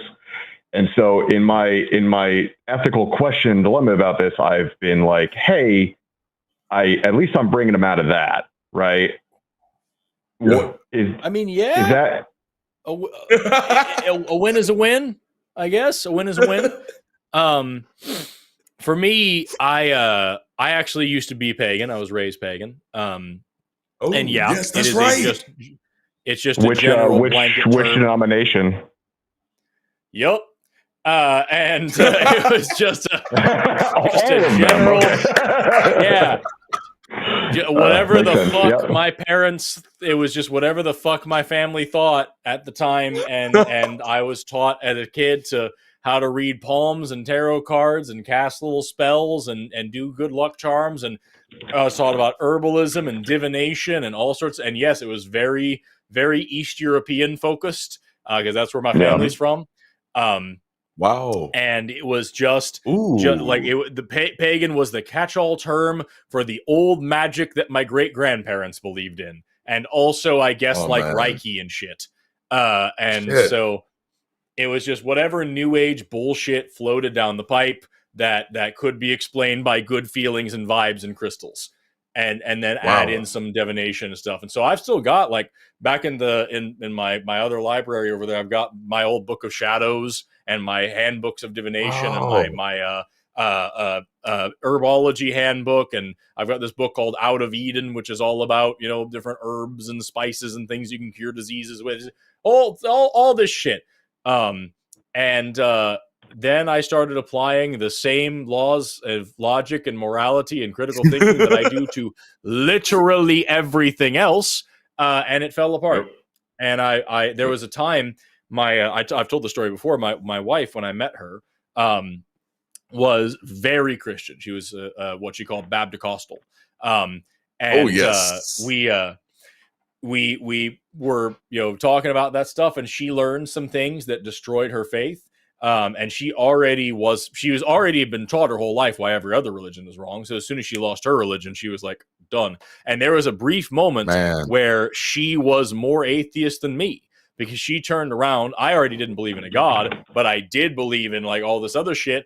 And she dropped her faith, dropped her religion, was saying a thing about it, and turned around like, why the fuck do you believe in ghosts? And I was like, I don't know. And we had to go through that. And like, then that was my deconstruction there. And so, oh man, I love that. With all that said, like, yeah, my pagan upbringing definitely didn't prime me for fascistic and supremacist thinking the same way that, say, for example, Christianity does. Christianity definitely primes the pump for fascism and for supremacy. Not monotheism does. Not to say that there aren't supremacist narratives within paganism. For example, the Fork Assembly, for example. Yeah, you can squeeze dumbassery out of just about anything. And so, like, you can make someone stupid as shit with just about any ideology. But, like, the idea is, like, I wasn't primed for those things. I was very much more... And it also had a lot to do with the fact that I grew up in Oklahoma, so I had a very spiritual connection to nature because of, like, the heavy, like, Native American influence and everything around me. And so, like, I wasn't primed for those things and instead was kind of insulated from that kind of thinking, and was given a lot of reason to have very different beliefs that certainly do play a role in why I am the way I am today. But given the choice, as I've said several times in the show, I could have gotten all that benefit without the need for any kind of like magical thinking. Literally yesterday, I was up at the crack of dawn harvesting blueberries. There's a blueberry farm way out east of Tulsa.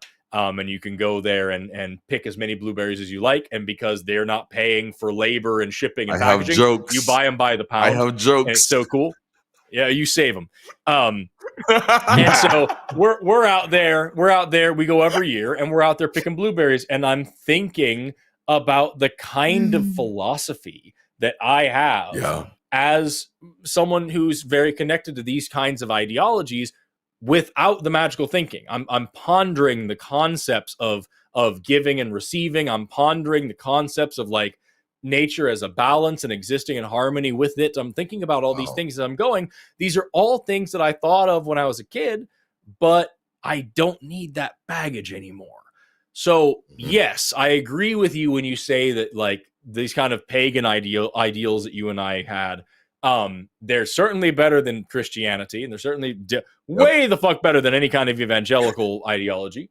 But they're just not necessary. You can get the same kind of anarchist thinking, the same kind of like ecological thinking, the same kind of balance, the same kind of peace, the same kind of hope, the same kind of insight into nature and your place in it without any risk of magical thinking, which then opens you up to bullshit. Because if you allow a little bit of it in, then it's up to anybody to allow any of it in. The reason why I mentioned my brand of paganism for my family was whatever the fuck they wanted is because that's what it is for every brand of paganism. Everything. The reason why pagan is such a broad blanket term. Yes. The reason why pagan is such a broad blanket term is because it's any fucking buddy at this point who wants to draw a pentagram and burn some sage and appropriate a little bit of Eastern culture and a little bit of Native American culture and a little bit of Japanese culture and make some fucking hodgepodge smorgasbord of spiritualistic bullshit that makes them feel special and justifies them having dreadlocks while being white. That's Paul what it is. All over again. Yes. And so like, that's what it is. And I think that is the exact same kind of slippery slope that I would warn against if anybody called in and argued for any kind of what they would call benign religion. It's just not worth the risk, and you can get all the benefit without all the baggage. I would say that there is something especially special about showing up at a white supremacist rally with pagan symbols marching against them on the other side.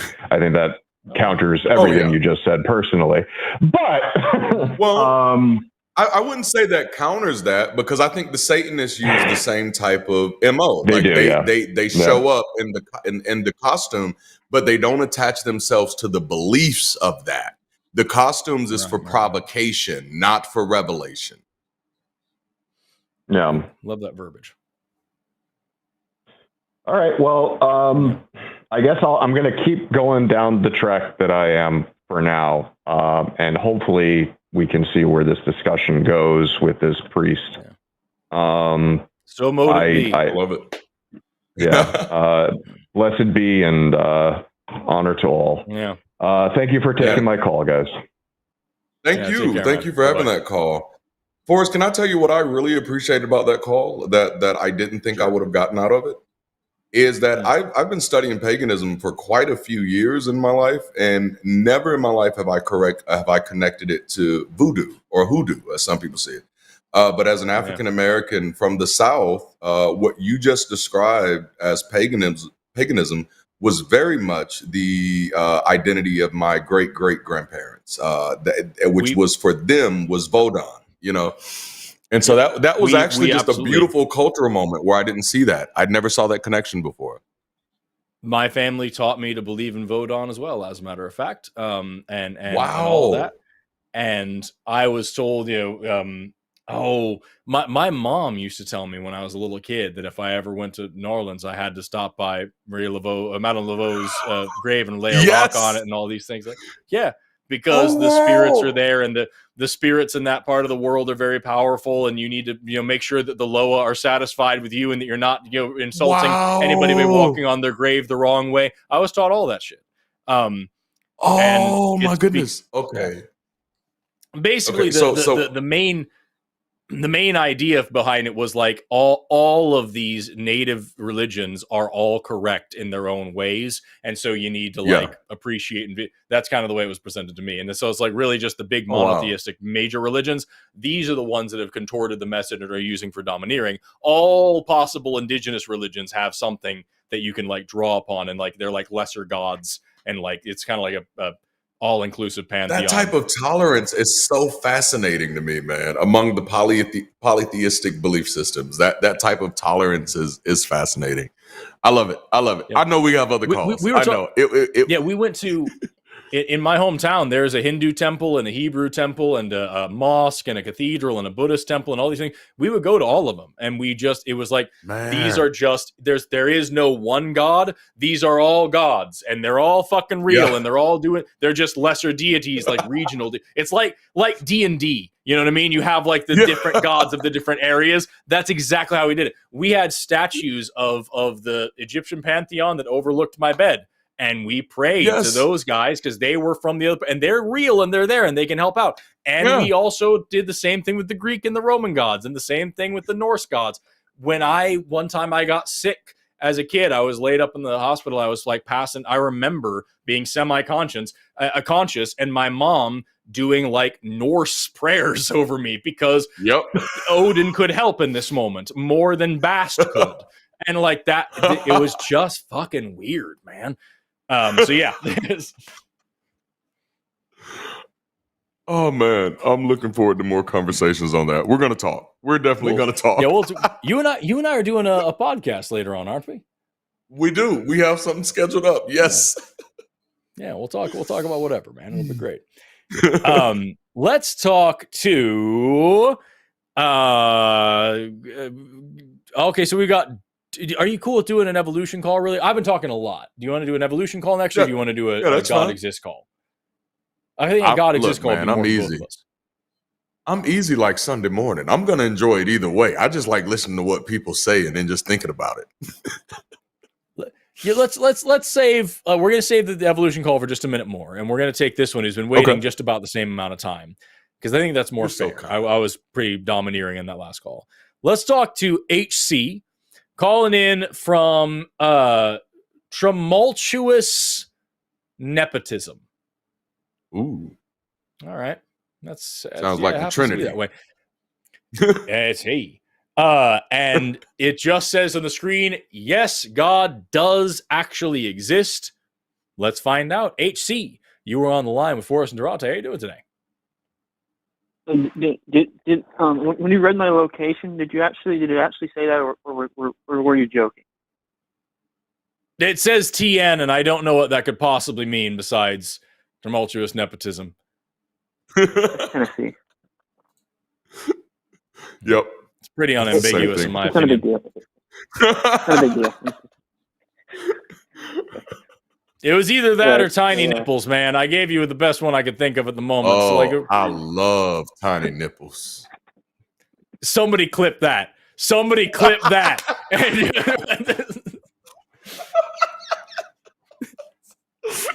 That's great. HC. All right.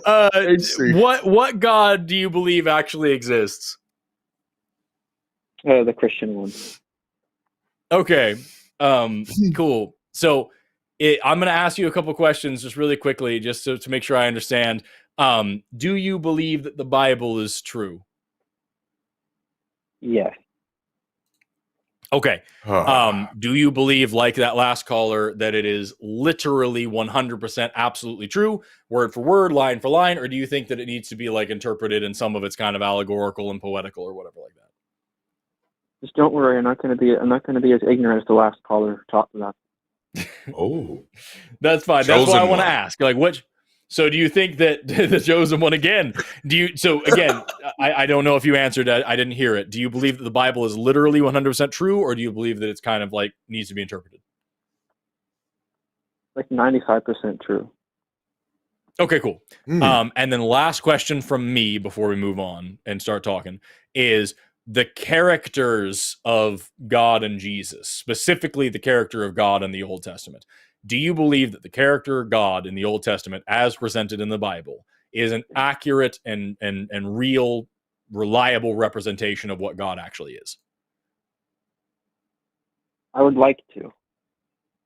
Okay, so you believe, just to be clear, I'm sorry, I just want to be very, very clear so that nobody can say that I put words in your mouth. You're saying that the God of the Bible, the things that he said, he really said. The things that he did, he really did. Like what the Bible says about God is actually representing the character of God. Is that fair? I'm kind of mixed on it right now. Okay. Mm-hmm. That's why I want to know. Tracks. Okay, I'm not trying to make things hard for you, Forrest. No, I appreciate it. That's why I'm asking, because I don't want to waste your or my time by making arguments that you can just be like, well, I don't believe that. You know what I mean? I just want to be sure. So even if there's a little nuance, that's fine. I want to understand. That's fair. That's cool. Fair. So, HC, lay it on us, man. Why do you believe this God exists? And I know you're like a very smart guy. I've watched a lot of your videos, so I'm kind of probably about. Oh, I've got you fooled. I am not. No.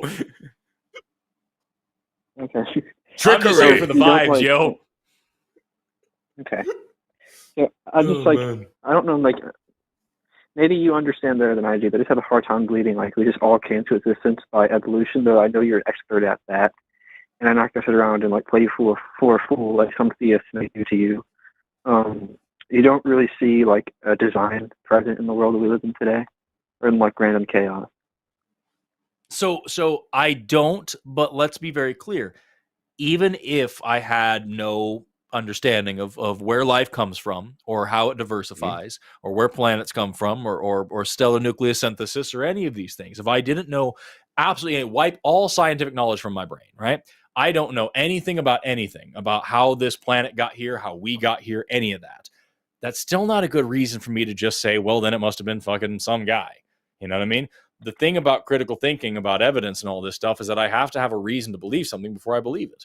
So if we're talking about this God, I need to have a reason to believe in this God. And my reason for not believing in this God isn't that I do believe in evolution. It's that I don't have any good reason to believe in God.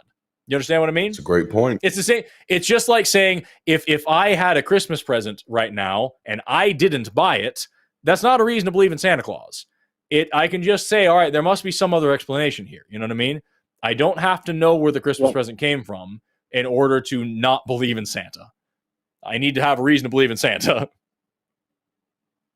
All right, Manny, I really got to give you some credit. You're very good. You're very good at speaking. And so, like, you do not believe in the creation account. You think it's total nonsense, like Genesis 1.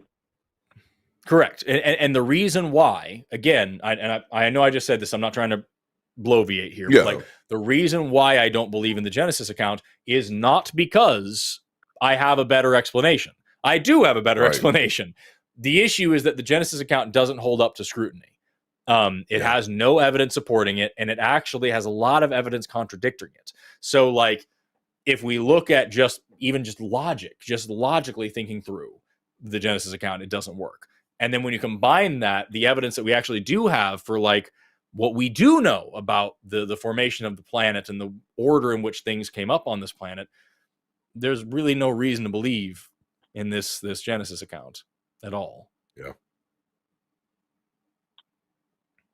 Like, what do you think about like verse 2? Like, earth was without form and void, and darkness was on the face of the deep. The Spirit of God is hovering in the face of the waters. Is there any proof in science that the earth was ever like that? So, yeah, without form, kind of, because the planet coalesced. It was scattered. So the are you familiar with what an accretion disk is? No, I'm not a geek like you. Yes, yeah, right. That's fine. I love it. So you have a bunch of shit floating around in space. It'll stellar nebula, a bunch of gas and dust and shit.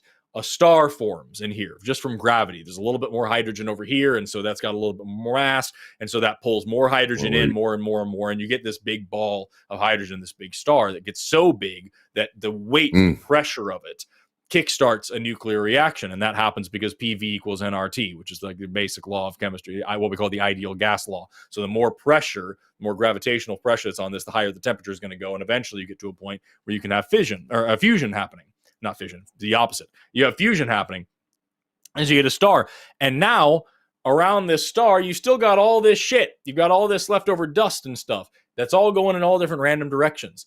Over time, these things are moving in all different directions. They're bumping into each other. Things are kind of starting to pool together and coagulate the same way the star did just because of gravity. And eventually, all of this motion averages out. And the average of all of this energy and all these motions, if you ever study kinematics and vectors, which is like introductory physics, this is what the entire thing is you have this force pulling in this direction this far, and this force pulling in this direction with this much force, and blah, blah, blah. And what is the average? All these things come together, and what is the total force in the total direction of all of these things? And what we see when we talk about that is you get all the shit moving in this disk around the star, the exact same way that we have rings going around like Saturn, right? That's just all the shit that was around Saturn. It's actually a moon that got shredded, but whatever. And it's all that motion is now all equaled out. And so it's all in one plane, all moving together. And so this is what we call an accretion disk, where you have all this junk orbiting around this star in this flat plane. And now gravity starts taking over in that stuff. And you get balls, little orbs, what we call planetesimals, chunks of planets that get bigger and bigger and bigger as they clear out their orbital plane around the star.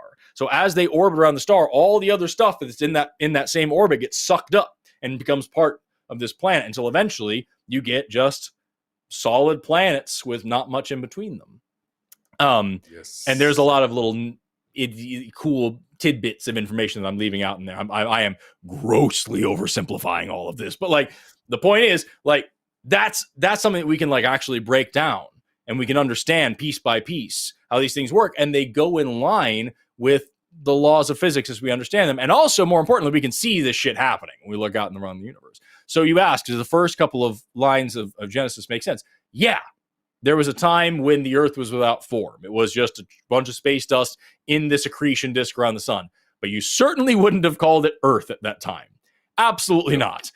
Was it void? No. Absolutely not. There was no time in the history of the universe that we had a void, because as far as I know, void means nothing, and I don't know what nothing is. There's no evidence of something like that. And darkness was upon the face of the deep. What was deep? What's the deep? Is the deep space? And then it says, and the Spirit of God moved upon the face of the waters. What fucking water? What ocean existed before the Earth existed? And what's going on with that? So like, you've got this kind of like, maybe it's poetic language, maybe it's to be interpreted, but it doesn't really go along with how we know planets form. So yeah, I would say the very first part where it says, the very first part of verse 2, the earth was without form, but not the right after the comma where it says and void. That sounds okay, but that's about it as far as all that's concerned. All downhill from there. Yes, and let me tell you, the Genesis account gets worse and worse. God makes light before he makes stars. God makes plants before he makes the sun. He makes light. It's a bad time. It's a bad time front to back.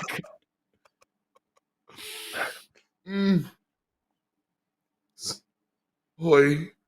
So I guess I'm just going to go ahead and assume you do not buy into the 6,000 to 10,000 year old Earth. I'm assuming you don't buy into that at all, do you? Oh no. Very no for a lot of reasons. Yeah. Once again, there is no evidence for that, and very strong evidence against that. Yeah. You don't believe, like, dinosaurs and, humans were hanging out playing ball together? Oh, no. Do you want the short answer or the right answer to that question, HC? I'll leave it up to you as our guest. I ended a friendship over that one. Did you really? Over that one. I really did.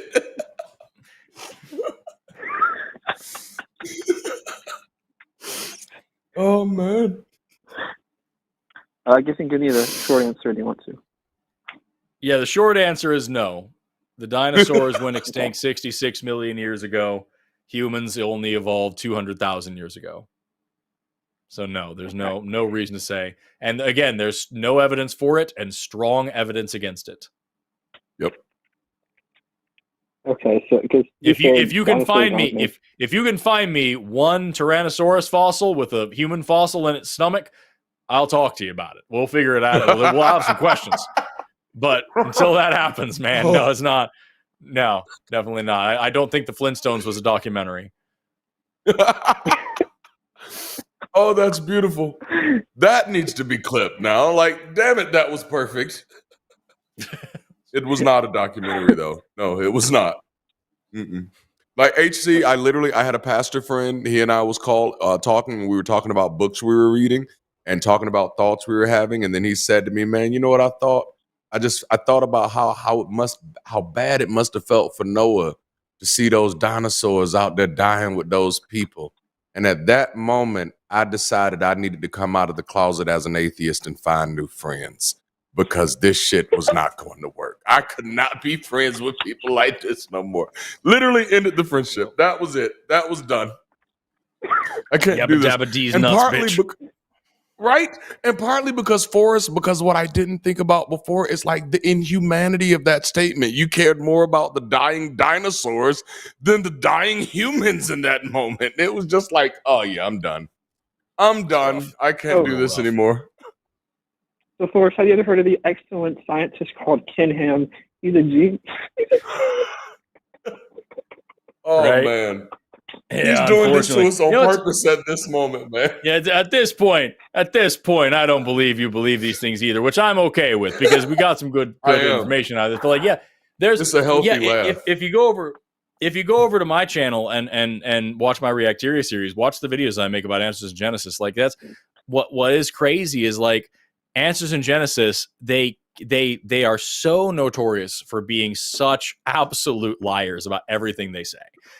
Because if they were to represent the truth honestly, they wouldn't be able to contend with themselves. They have to misrepresent science. They have to misrepresent scientists. They have to lie about what actual academics are saying, because they have no leg to stand on in this argument. So they have to say the people who actually know what they're talking about, they're the ones who say we're right.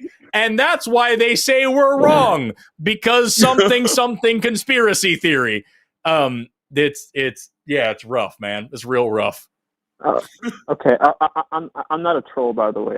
I'm just not a big fan of Ken Ham, but like, I just feel like what about, like, do you not think the human body has like a design that could be seen as like intellectual? Like, we have the ability to urinate, and that sounds so stupid. You get what I'm trying to say? Yeah, no, I get you. Let me tell you, I've dissected a lot of human bodies. And no, I have no reason to say that there's any design in there. The fact of the matter is, every part of our anatomy screams evolution. Every single bit of it.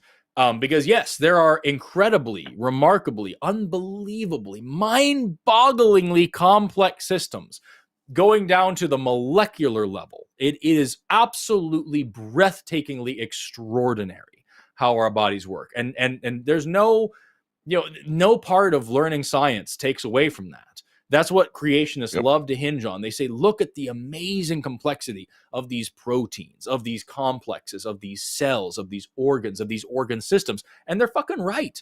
They are unbelievably complex, but they're not magic, and they have a lot of flaws, and they have a lot of history. If you know how to read it, evolution isn't just something that you read about in some book. It is written all over your body if you know how to read it. And so, like, you see things like, say, for example, the vagus nerve is a really famous one that people love to talk about. So you have 12 nerves, 12 cranial nerves, right? Number 10, no. Okay, not 10. Fancy philosophy. It's 8. This is cranial. Folks, these are the details I was highlighting earlier, folks. When the person knows what they're talking about, they focus on the details. Yeah, so let me check this. It's trying to fancy philosophy. Very Yes. I think it's number 8, not 10. There's 2 of them that start with the letter V. There's vagus and vestibulocochlear. And vestibulocochlear, I think, is number 10. And vagus, I think, is number 8. I could be wrong about that. It's one of those. It genuinely does not fucking matter. I'm just stuck on it because I hate not remembering. But That's how it works. maybe I have those two. Maybe I have those 2 backwards. The point is, the vagus nerve is one of your 12 cranial nerves, and it innervates. It gives motor and sensory input and output to all of your internal organs and shit. So it just goes straight down your neck, and it just works in all your organs, and it controls these things. It gives motor control and also takes in sensory input. And one of the things that it controls is your larynx, your voice box. The fact that I'm able to speak right now is because of my vagus nerve. It's what we call the recurrent laryngeal branch of the vagus nerve. Now, why do we call it recurrent? Well, because it goes all the way from my brain, down my neck, wraps around my aorta, and then goes all the way back up my neck and connects back to my larynx. So it's recurrent because it has to go all the way back up. What the fuck kind of electrician runs a wire from the fuse box out around the swimming pool and back up to your TV? Nobody. That's not an intelligent design. That's a dumbass design. And if you look at a fish, you'll notice that these are all structures that are in a straight line with each other.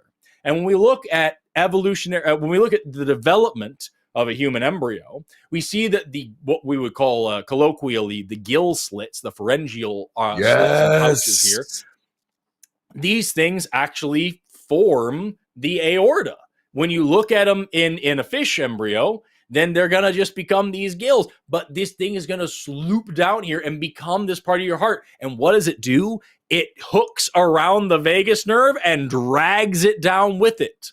So an intelligent designer would just unplug the fucking thing and plug it back in over here and save 3 feet of wire. But if you look at a giraffe, if you look at a giraffe's neck, that vagus nerve has to run all the goddamn way down its fucking neck, all the way around its giant ass heart, and all the fucking way back up to its head just to do the same job. That is evolution in action. And we see this in what we call evolutionary developmental biology. When we look at the way that we develop, we see these patterns that indicate our evolutionary past. Like I said, I've dissected a lot of humans, dozens. I've cut up a lot of people, most of them dead. And there's some jokes there. There's some jokes there. I've had my hands inside dozens of people a day.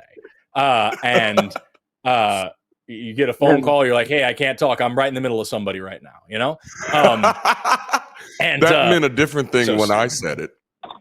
Right. But yeah, anyway, the point is, no, there's the same thing I'm going to say to you again and again, HC. There is no evidence for it and strong evidence against it. If this is a design system, it's very poorly designed. It's designed in a lot of stupid ways. I can give you a million more examples, but it's not worth anybody's time. So I guess you're just not like a big fan of the Bible's morality. Like, would you really say the Bible is sexist, like for real? Yep. Sexist, yes. And racist and xenophobic and homophobic. Yep. The Bible is a pro-slavery book front to back. The reason why I asked you, HC, at the beginning, whether or not you believe that the God of the Bible is an accurate representation of who God really is because the God of the Bible commands slavery. The God of the Bible is pro-slaves. The God of the Bible is pro-genocide. The God of the Bible is pro-rape. The God of the Bible is pro-war. The God of the Bible is sexist. The God of the Bible is misogynist. The God of the Bible is unfair, unjust, unkind, unwise, unintelligent, and just fucking unlikable. Amen. Front to back. Yeah. And so yes, sir.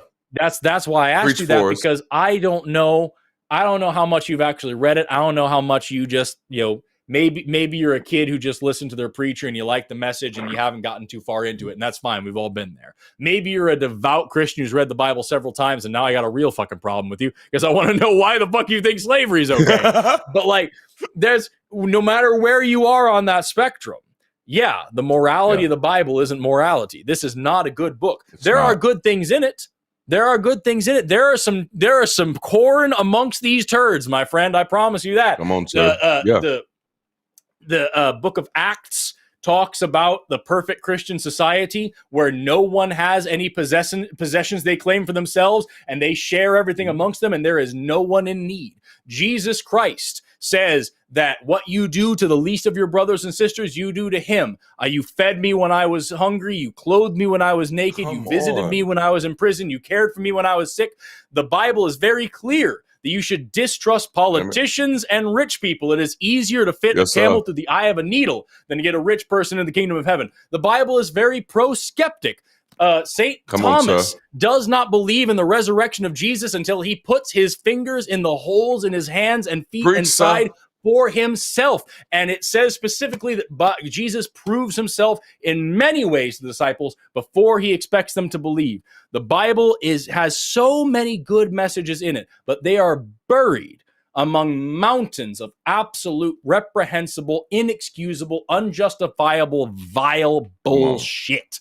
When God says, wipe out the Amalekites, every man, woman, child, and infant, kill their babies, kill their donkeys, kill their horses, but save the virgin girls for yourself. You know what the fuck he meant.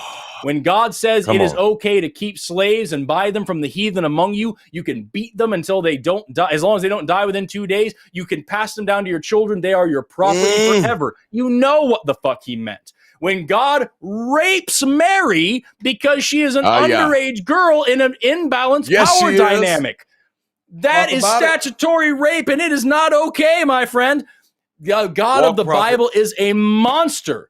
Front to back, again and again, he is egotistical, arrogant, megalomaniacal bully who hurts people who love him simply because he got a wild hair up his ass and felt like doing it. The God of the Bible burned 2 children alive for using the wrong incense in an altar and told his parents that if they grieve the death of their children, he will kill them and their entire community. That's the God you worship, my friend.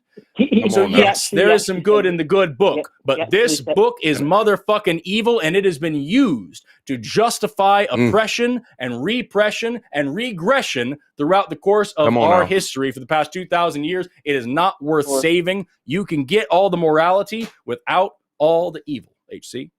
And ladies and gentlemen, if that message has just blessed your life, we challenge you to send in your seed of $99.99 right now. Send that seed in right now, and God is going to release that blessing to your life. Forrest, that was fire. That was fire. I was ready to, man, I was about to pull out my wallet. God damn, that was good. Hey, Forrest.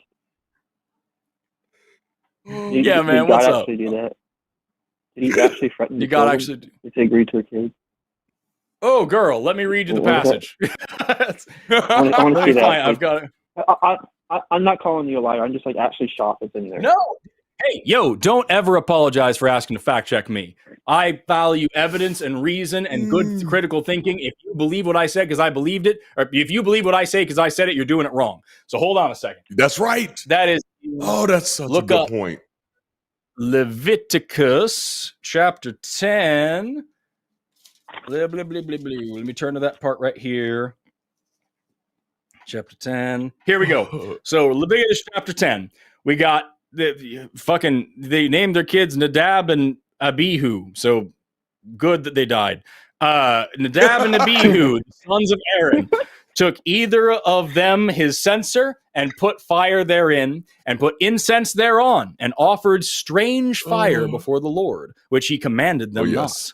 And there went out fire from the Lord and devoured them, and they died before the Lord. Now you're going to skip ahead to verse 6 here. This is chapter 10, verse 6. Moses said unto Aaron, because God, Lord is speaking through Moses throughout this whole fucking thing. God doesn't really speak to anybody except for Moses, and then Moses carries on. So, so Moses said unto Aaron, and unto Eleazar, and unto Ithamar, his sons, uncover not your heads, neither rend your clothes, lest ye die, lest wrath come upon all the people. But let your brethren, the whole house of Israel, bewail the burning which the Lord hath kindled. And ye shall not go out from the door of the tabernacle of the congregation, lest ye die. For the anointing oil of the Lord is upon you. And they did according to the word of Moses. And the Lord spake unto Aaron, saying, do not drink wine or strong drink, thou nor thy sons with thee, when you go to the tabernacle of the congregation, lest ye die. It shall be a statute forever throughout your generations. So he kills these two kids for putting the wrong incense in the incense burner, and he tells the parents, don't uncover your heads, don't rend your clothes, you will die, your community will die. Don't drink strong liquor, don't leave the church, get the fuck back to work. That is some North Korea bullshit, HC. That is some Kim Jong-il shit. And we don't support that up in this house. Dictator. Mm-hmm. Out of all my, I knew the part about the fire. I didn't realize God said that, so I feel kind of stupid right now, Forrest. To be honest, buddy. You don't feel stupid. It's a fucking crazy book. You have any idea how much shit's in this book? There's a goddamn talking donkey in this book, HC. I don't know what to tell you. Give yourself it's some a wild grace, ride. HC. It is. And most of us were taught that the main character was a good guy before we ever read the book, and felt forced to say that he's good, even when we felt that dissonance of this doesn't make sense. You know, God is good all the time, and all the time God is good. Man, you done been in some black churches, Forrest. You done been in some black churches, sir. Well, the thing that's really confusing here is that David actually full-on seems like he seemingly entices. Like, you know, are you aware of the story of David and Bathsheba? Oh yeah. Refresh my memory. Darante knows better than It's me. like David. Yeah, what's so interesting is that David literally killed somebody, and he has someone killed to get access to his wife. Yep. Oh, that's right. And then yes. And then watch this. Instead of God punishing David, God kills the child. He punishes the God's. Yes. Yeah. There's there goes that abortion argument. Wasn't there a part where he kills a guy for pulling out as well? I swear to God, that happens. Onanism. It Onan, made me afraid to beat my meat for years. Like, I was like, damn, I had to cry every time afterwards. Like, that's not a healthy place to be in life. I found, that was Genesis 38:10. Yeah. Spilled a seed on the ground, and God was like, no, that's not right. You're not supposed to do that. It has to go into the fallopian tubes that God didn't know existed at the time. Wow. That's actually horrifying.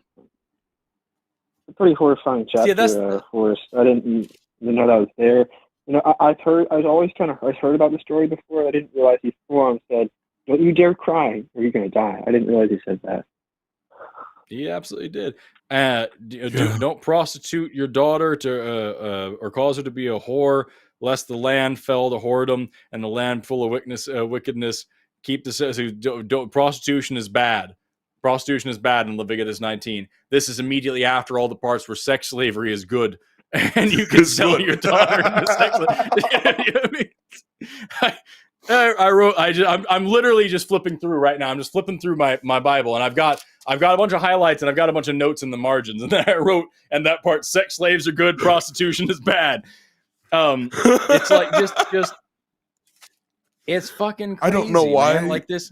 I feel like we're gonna see that at a campaign rally soon. I feel like that's coming up. Oh Lord. And like what's really clear about it is like, you know, like I said, the you know, this God is man, the thing is, this God is evil over and over and over through the Bible. Yes. Like we said earlier on, he's the Bible is a pro-slavery book all the way through.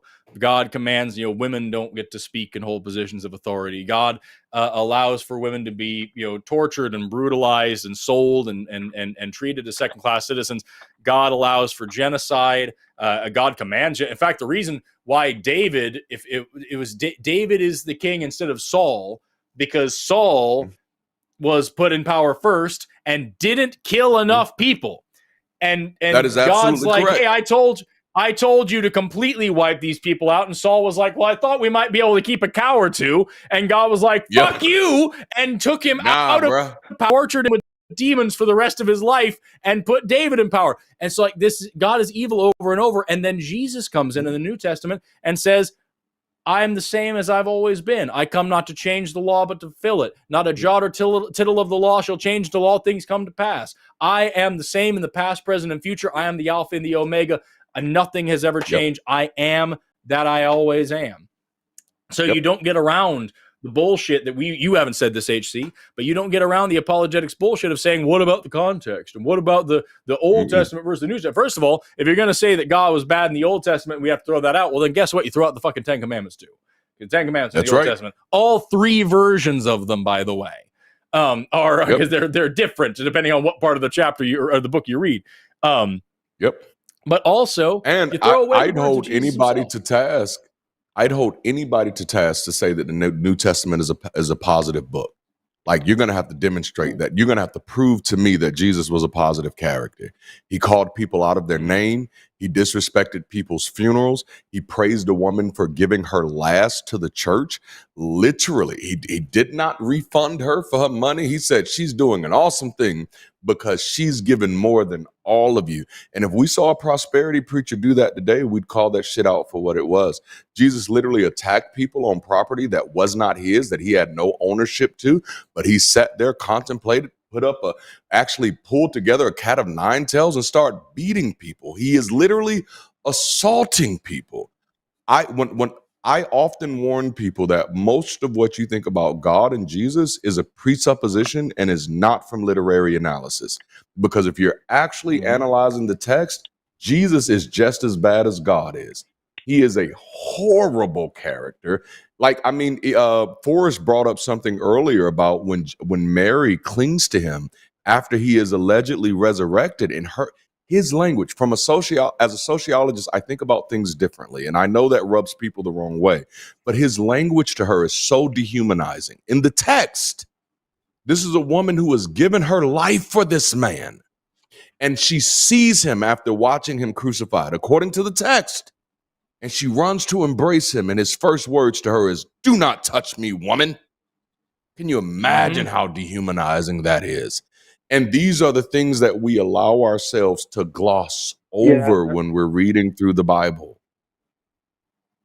Yeah, that part's always kind of bothered me about the whole clinging thing. And like, I feel like Jesus is like, why isn't he like more happy to see her? I don't really understand. Right. Yeah. And they're like, I mean, like, imagine if that was your mother, your sister, your daughter, who's just happy to see somebody she loved come back, and that's the way they're treated. Oh man, that's rough. So it always amazes me when people try to paint Jesus as this wonderful character. I'm like, those stories don't exist. He's not a wonderful character. He's kind of a jerk. Don't let your dad die. He's going to tell you don't go to funeral. Right. This is the same guy who destroyed a fig tree because it wasn't in season and he wanted some fucking figs. And like, it's the same guy. And apparently he's the same guy as God. He's always been, because they're the 3 and the 1 and the whatever like that. And this is the God, the God of the Bible literally he told the first lie in history. He's literally the father of lies. And like, that's just this fucking stupid jerk and he's the same all throughout the Bible. He's just a failure over and over and over. And he makes his incompetence everybody else's problem. And also, just throwing this out there, he regrets making you. So like, I wouldn't want to have anything to do with him. Anyway, God is the chief architect of weaponized incompetence. Yeah, I know. We're at the end of this, buddy. I understand. No, I'm just saying you can tell we don't care about this at all. And so, but we're very passionate and we've been rambling. Yeah. Does this answer any questions for you? Like, does this elucidate our position at all for you? I think you gave me like a good reason to look more into this. I'll be eternally grateful for you guys. I'm gonna go ahead and leave, but I like both your channels a lot. Keep up the good work, guys. Thanks for having me on today. Thank you. Well, thank you. Appreciate you. If you want to talk more, and if you want to actually talk, because we were just throwing shit at you this whole time, so we're just passionate. But if you want to talk more, I'll be hosting tomorrow night as well with Seth Andrews, he's a former Christian, and so we can talk more. You can ask whatever questions you like, and we'll try to give you more time to throw out some stuff. All right, guys. Well, have a good rest of the night. Thanks for talking. Thank you, HC. Talk to you later. Bye-bye. We got one more Christian and one atheist who's been on hold for 2.5 fucking hours. That's dedication. We're gonna hang up on her. We're gonna take let's let's do Darth, pronouns he, him, calling in all from the barren, frosty wastelands of Canada, who is a theist, who believes in evolution and has evolution questions. Darth, Hi. you're on the line with Forrest and Darante. How are you doing today? I'm doing well. Such a pleasure to meet you, Forrest. I've been following you, and believe it or not, you actually have a theist fan. Durante, I apologize. I only just recently started hearing about you, so I don't know as much. That's fine. I'm new. But my questions are more targeted toward. My questions are more targeted. Durante's cooler than me. You'll love him. Well, what's going on is, as you can read, I am a Christian, but I do believe in evolution. I've always been fascinated with science. So, as the years went by and you just keep learning more, I'm like, hey, there's just undeniable evidence. Evolution is true. Time to go with it. But I've always dabbled a little bit with amateur entomology, and I was watching a documentary, I put in quotations, that's Christian, that was trying to debunk evolution. And it did come up with something that I've never got a biologist to answer for me. And that's why I was hoping to get you, so I can get this out of the way. Trust me, this is not a challenge. You can tell me, hey, science doesn't know the answer to this, and I'll still believe in evolution. Sure. I just really want to know if there is an answer to it. To these two questions. I'll do my best. I'm not an entomologist, but I'll do my best. Neither am I, but I just read a lot about bugs. So the Bombardier beetle, it has two glands in it with two separate chemicals. When combined, create the offensive chemical that it would spray onto other animals. It's the hydrogen peroxide in one and hydroquinone in one in the other. Yep. Sorry if I mispronounce these. I'm just reading, so I've never had a teacher to tell me this stuff, right? To tell me how to correctly pronounce. Fair. So what I'm getting at, and what that documentary said is, what are we supposed to believe? That these bugs were going around with chemicals that they were accidentally mixing wrong until they just got it right. And then, that one that had just the right mixture met a female that had just the right mixture. They made it, and that's how the Bombardier beetle began. Like, were they all offing themselves until that point? That's the first question. I guess I'll let you. There. Sure. Okay. Ooh, Forrest is going to get resources. He has reinforcements for this one, which makes me even more excited. Okay, I'm not. Yeah.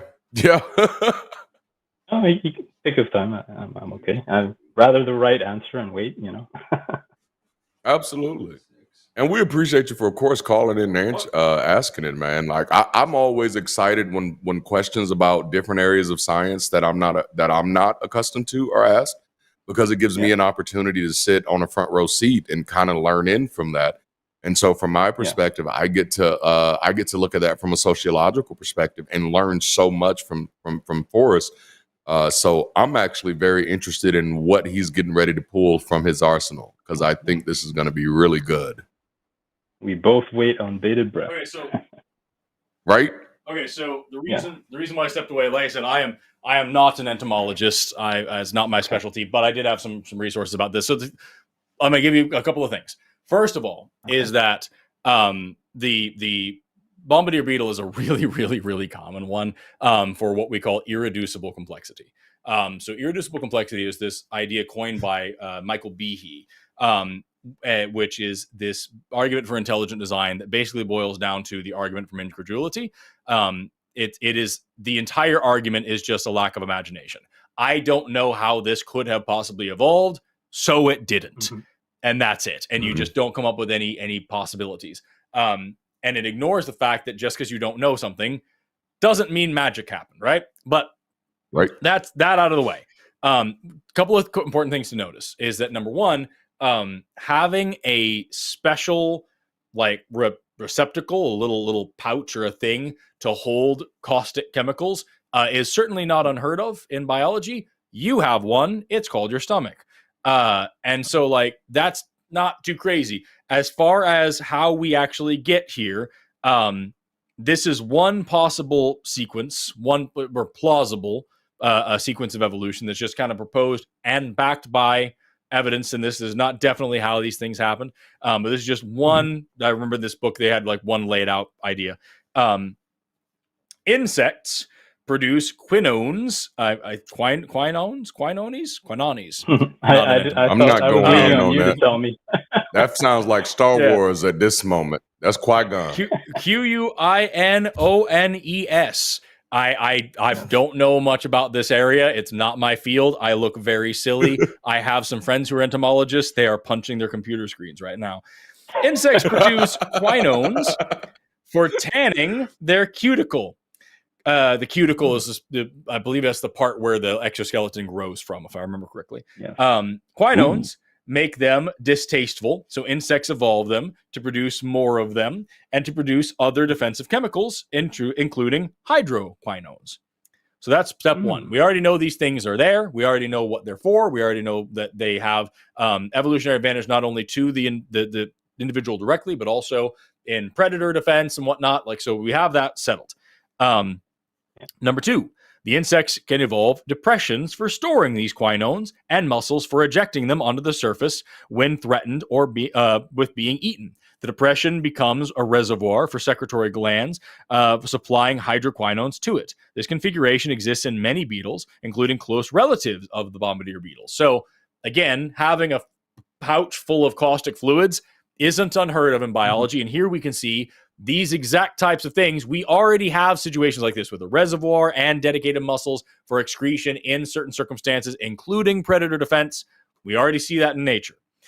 Hydrogen peroxide becomes mixed with hydroquinones, catalyzes and peroxidizes.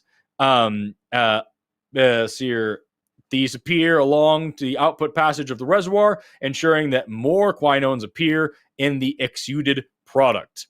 Then the next part. More catalases and peroxidases are produced, generating oxygen and producing a foamy discharge, as we see in the bombardier beetle. So now we're at a point where basic organic chemistry tells you that this is going to happen this way.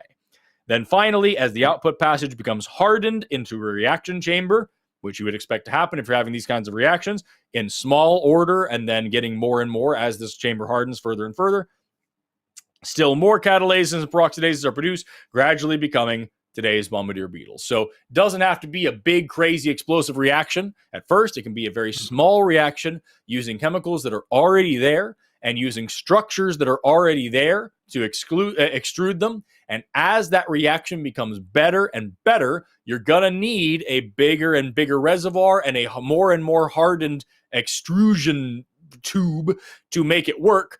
That's what we would expect with mosaic evolution, with different parts of these things evolving at different rates in order to balance each other out to create the total combined effect of the bombardier beetle being able to spray these chemicals that mix together and then spray out a foamy acidic discharge in response to predator response.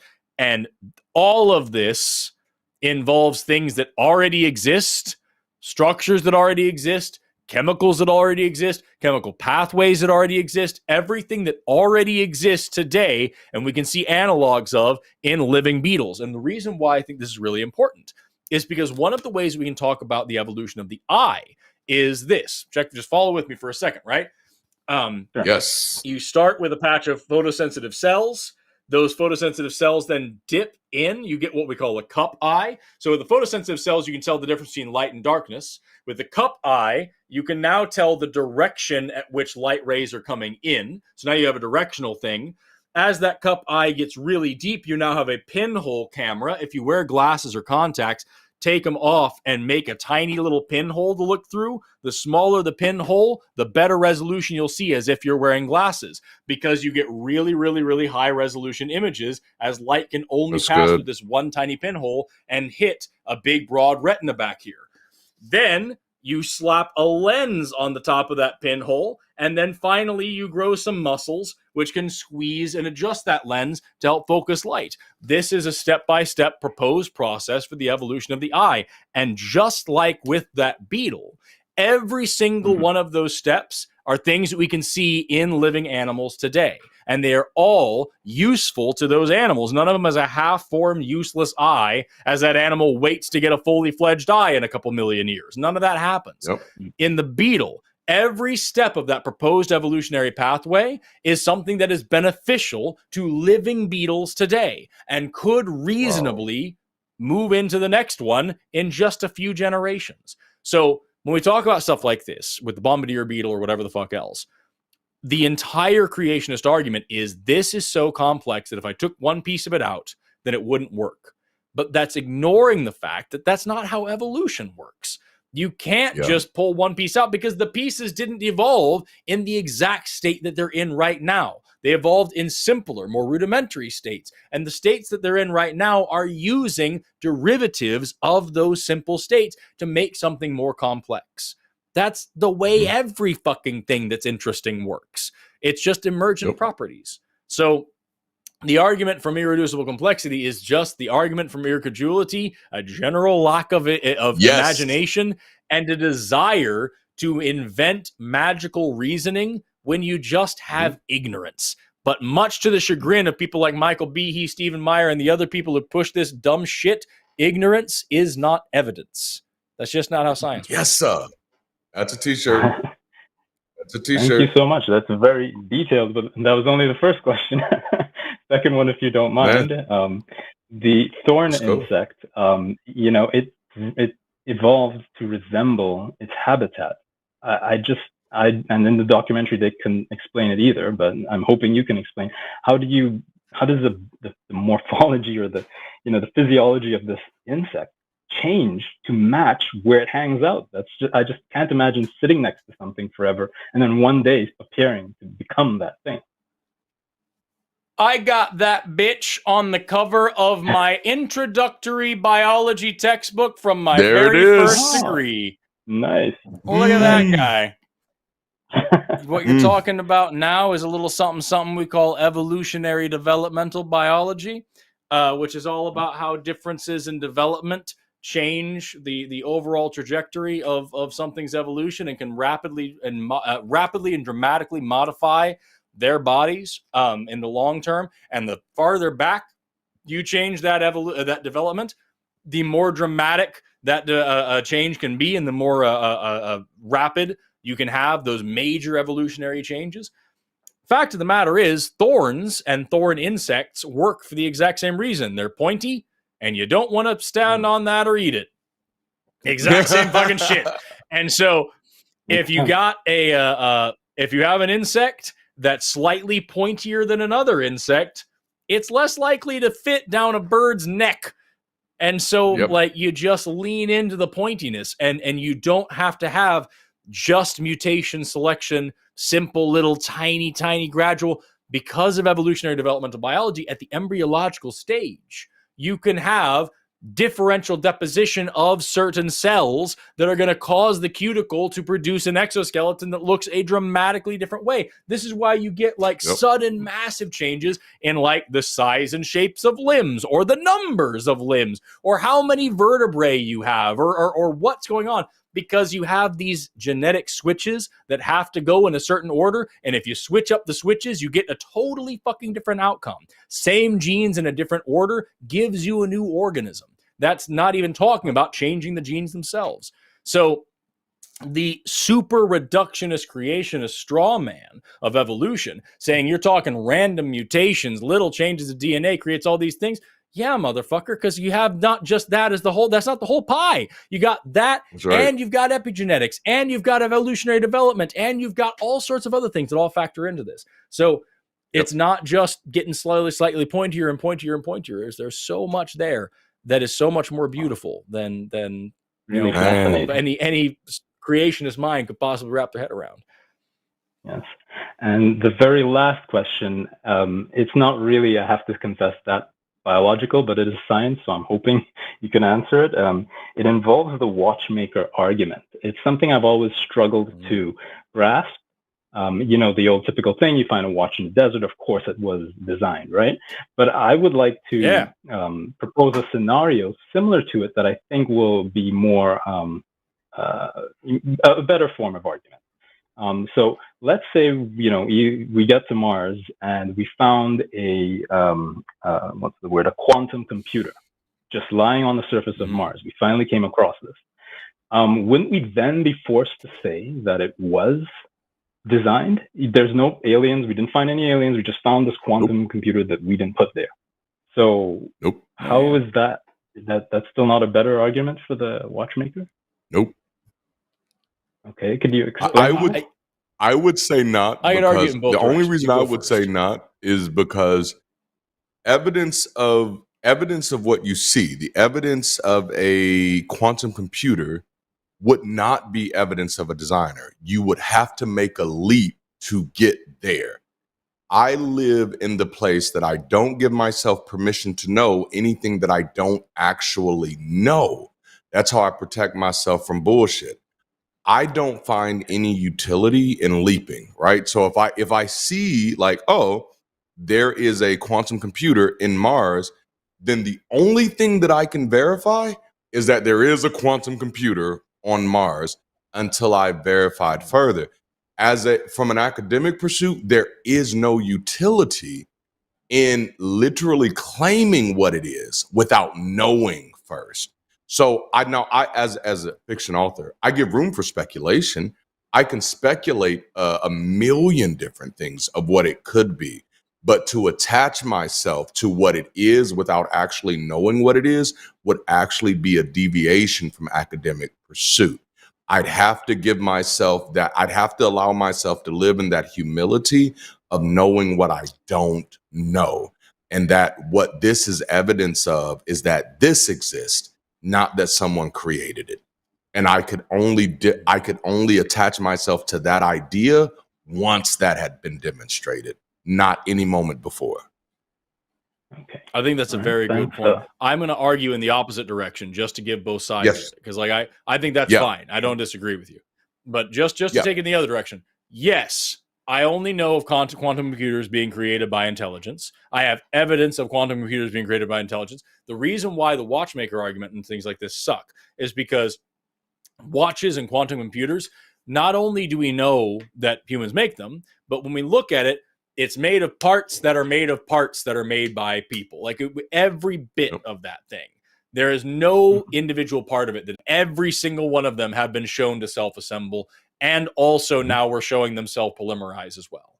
And so like the parts that make the parts that make the parts show up exactly that way out in nature and behave exactly that way out in nature. So to compare it to a quantum computer, yeah, I would say a quantum computer, definitely. This is a sign of some sort of intelligent designer that made this quantum computer. Doesn't tell me jack shit about the dog next to me. Show me one example of an intelligent designer making a dog. Seriously, like that's the thing. I can show you how quantum computers are made. I can see them be made. Show me somebody making a turtle. You can't. Okay. And so like at the end of the day, it's a shitty comparison saying this thing is complex and it is intelligently designed. Therefore, this thing is complex and it must be intelligently designed. It's like saying my wallet and my boots are both made of leather, so it makes sense to put money in my boots and my feet in my wallet. No, it fucking doesn't. They're different things that share one common trait. Complexity doesn't necessitate intelligence. It just tells you something's complex. So if scientists were to, be in that situation, they would admit that it was probably designed, but not say it because am I getting that right from a scientific point of view? No, if you ask me from the argument that I just made, I'd say yes, that's intelligently designed. And that's literally all I know about it. I don't know anything else about it. I know that somebody made it. I don't know who.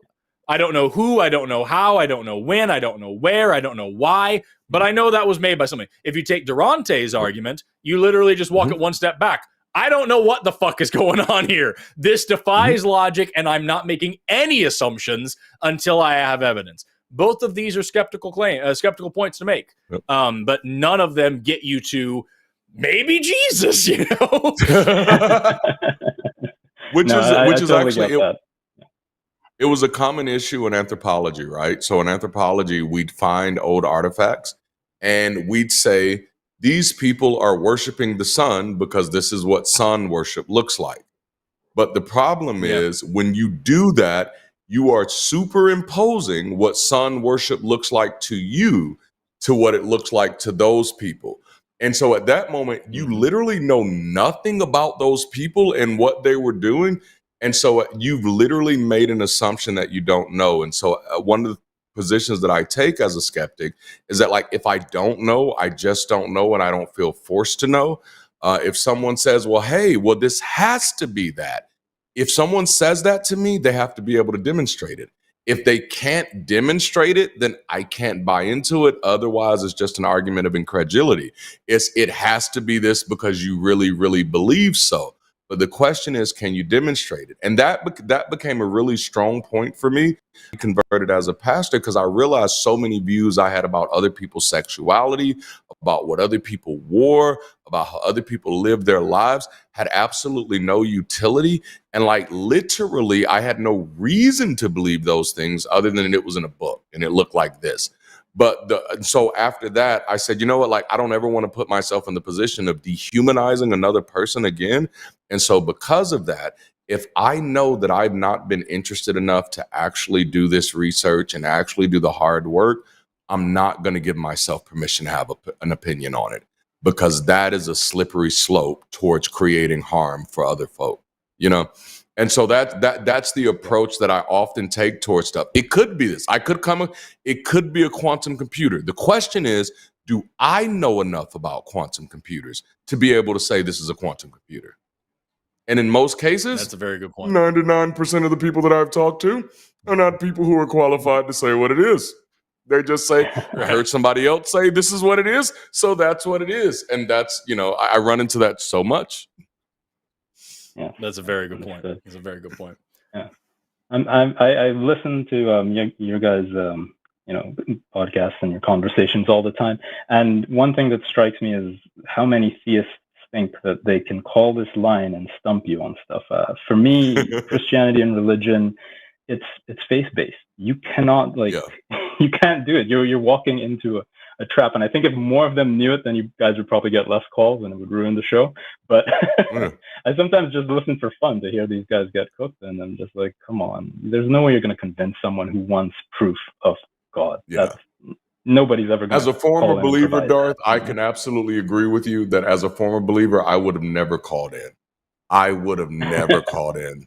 But that's why I can notice that some are insincere about their faith. But one of the most beautiful things about being a part of this show has helped me see is that not everybody is that insincere. There are some people who call in with some really crazy questions that I'm like, what the fuck are you talking about? And then by the end of the conversation, you really see that they're really sincere and it ends up being helpful for them. So like, I absolutely love it. And I enjoy the ride, man, all the way through. Yes. Well, thank you so much, guys. Unless you have any questions for me, like, thank you so much, because I finally got access to an expert on this to answer questions that I can't find in a book or online, you know? Yeah. Thank you for asking that question. That was helpful for me. If you ever want to unpack Christianity, you know where to call us. I doubt I will be that dumb. I'm not going to try that. That's a losing battle. Take care of yourself, I've seen too many before me fall. Yeah, you too. Right. Bye-bye. The gulag. Oh, man. Gulag. That's what we should call the show. Right? We got one more, and I feel like this one is actually up your alley a little bit better, which is great because I've been talking nonstop for the past 2 calls.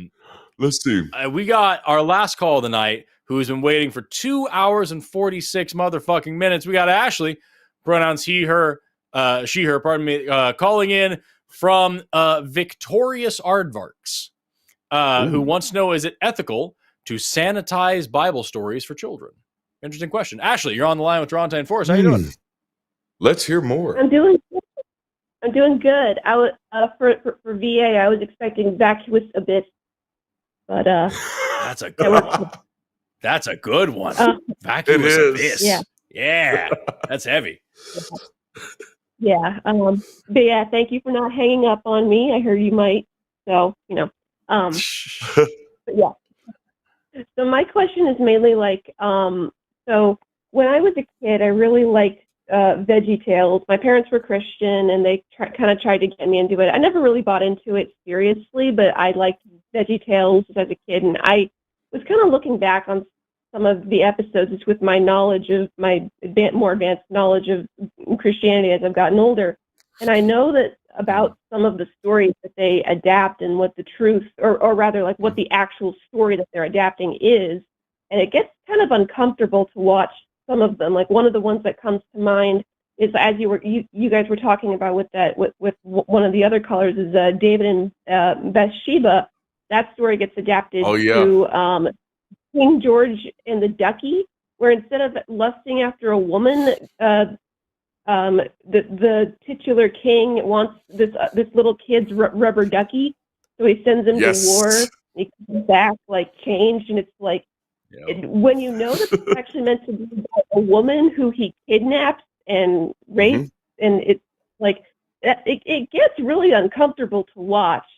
And so I'm kind of wondering, like, what are your guys' view on like doing that kind of stuff with Bible stories? Like, I know that like little kids can't really, they really shouldn't be exposed to the horrible stuff. But at that point, it's like if you can't tell them the reality of what's in the Bible, should you even be telling them about the Bible at all? Right. Yeah. No, I love this because I've always considered VeggieTales as indoctrination 101.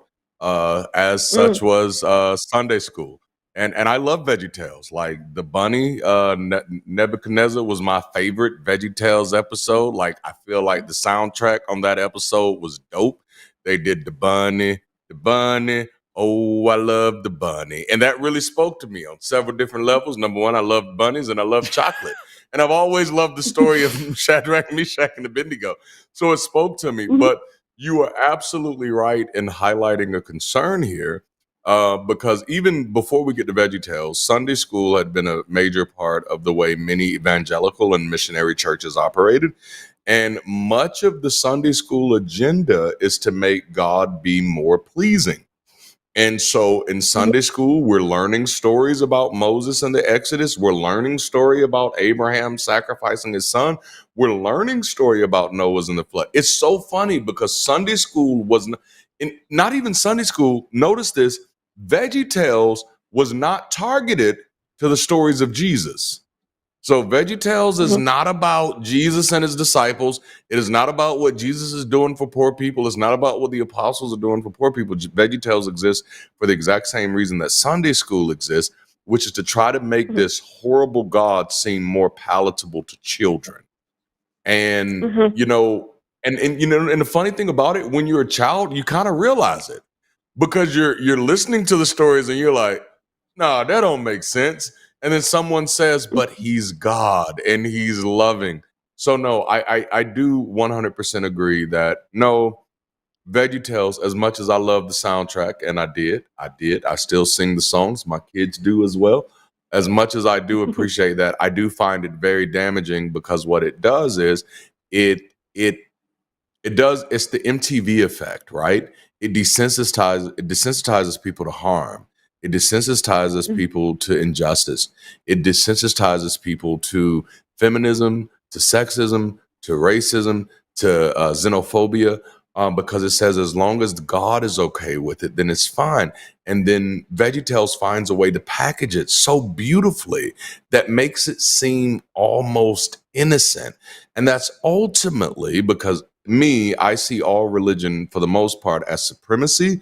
It's just a form of nationalism. It's a form, the way to make your kids love your country more than they love any other people.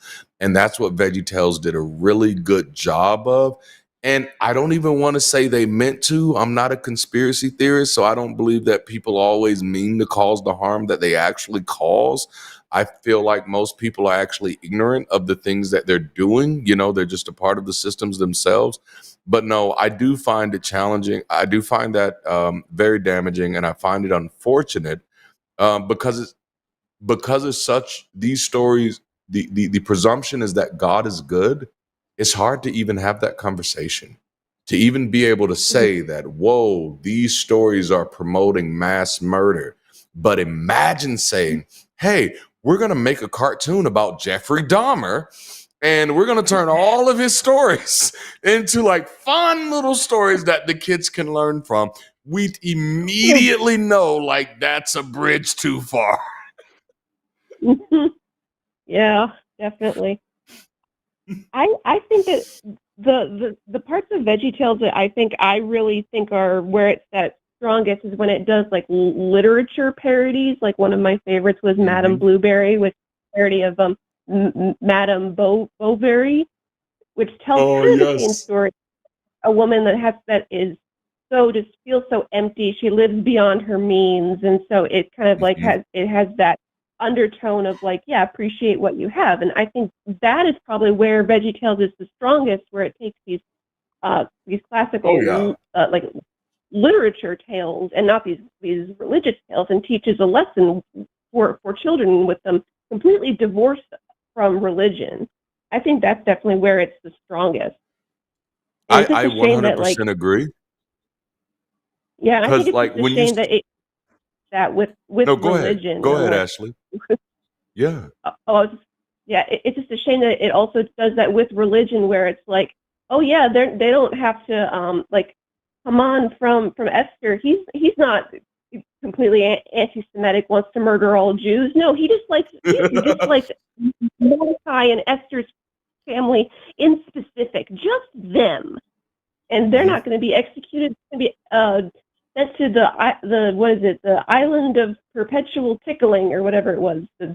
They can't be killed in children's shows. But it's like, yeah, it's just like it's so sanitized. It's comical to a point where it's like that doesn't make sense. Why would Haman hate just Esther's family when you look at the actual story? It's like, no, he was just anti-Semitic. He hated Jews. He wanted all Jews to be killed. Yeah, and so like that makes more sense in the context of the story. Yeah, absolutely, absolutely. Yeah. It's and Forrest, I'm gonna let you jump in here. It's just that aspect of, and that was a wrestle for me, literally as a young person in ministry, is how do I separate fables from scripture, right? Because I grew up reading stuff like Aesop's fables, where I could get these moralistic stories without having to attach myself to any truth value in the story. And it was just like, I could read this, and just because of the creativity of the art, I could anthropomorphically impose how this could impact me as a human being. But when you're dealing with the Bible, you're attaching truth value to it. And to me, that's really the dangerous part, because then, you know, if the Bible was just a book of stories that we were reading to children, then VeggieTales would probably be not as dangerous, because you're not telling children that there are these truth values attached to it. But like you just highlighted, if there are these truth values attached, then when I watch it as a child watching VeggieTales, it's just about these people who are going to the island of being tickled. But when I get older, then that's going to be reinforced that Jews are bad people or other people are bad people, because I've had this story reinforced, and I personally have not learned how to engage information. And to me, like that, like to this day, as an educator, it concerns me because I don't know if we have the right answer yet, but how do we educate the next generation without indoctrinating them into our own bullshit? Because the truth of the matter is, many of those people who created those shows, they didn't think that they were indoctrinating children. That's not their goal. In their mind, they're educating the next generation. And so like, and in their minds, they're doing it from a pure heart.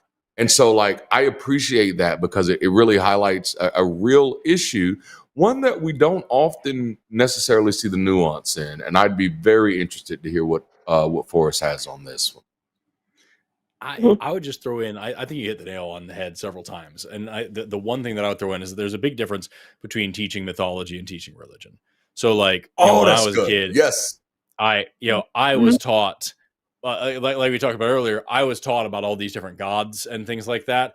But I was also taught like stories. Like I was taught about like the trials of Hercules, and I was taught about like, you know, the justice of Horus and Osiris. And I was taught about like, the Lakota creation story as opposed to the Potawatomi creation story. And like, I was taught all these different things, but they were taught as stories. And so like, I believed in ghosts and gods and spirits and demons and angels and all these things. That was besides the point. I also memorized like, this is who Apollo is versus Poseidon versus Hephaestus versus blah, blah, blah. And I had these pantheons in my head because they were interesting. And they told me about the people of that time, and they told me about the culture and about how those people thought about their place in the world. And they gave me something to then develop my own stories out of. And a lot of them taught moral lessons or like a lot of, especially like the Greek stories were my favorites when I was a kid. They taught lessons about hubris and about arrogance and about ambition and about the failure of mankind and about how and why you should maintain and circumscribe your appetites and not, be intemperate in the things you do. Those were good stories, and I valued those types of things. And I was given those mythologies as a teaching tool. But at no point did anybody really put the fear that Apollo might punish me if I don't do X, Y, Z thing. You know what I mean? And so I think, as far as like sanitizing Bible stories, insofar as like changing them to the point where they're about rubber duckies instead of rape, maybe not. But insofar as like passing them on and explaining, like, this is what this story is about, this is the moral lesson or the ethical lesson or whatever that it teaches, or maybe that it just doesn't. This is a story, and this is what it's all about. The story of Perseus killing Medusa.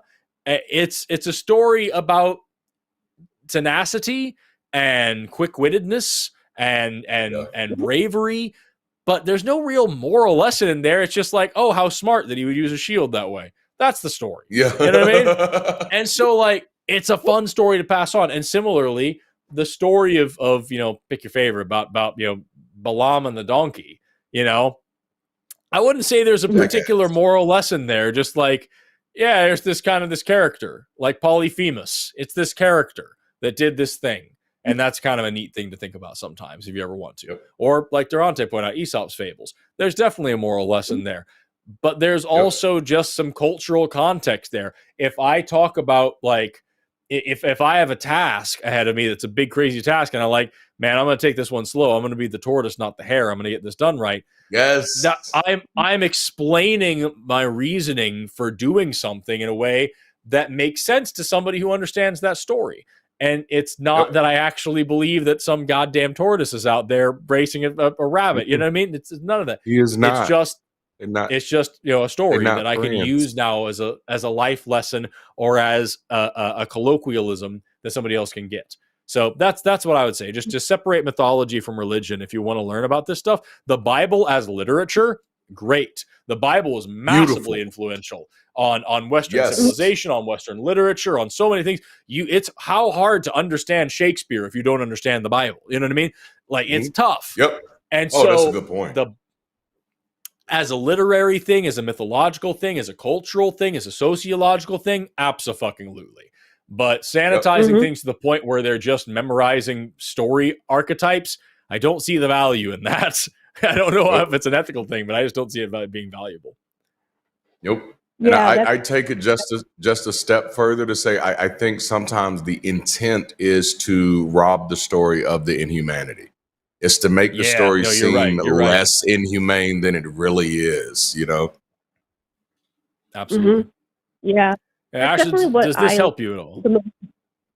Yeah, I was going to say that's what I like most about religion, really, is more the mythology of it and like these stories that are meant to be parables, but I don't want to, I feel it is very dangerous to assign truth value to it, like Darante was saying, because then you kind of lose track of what actually happened versus what's just a story that is meant to have a message that is very cultural and time dependent on the context of what it's being told and what message you're supposed to get from it. Yeah, but that's all I wanted to talk about. Is that I love it. Yeah, just that question, because when I was watching these as an adult, I'm like, that's not quite right. So yeah, thanks so much. Yay.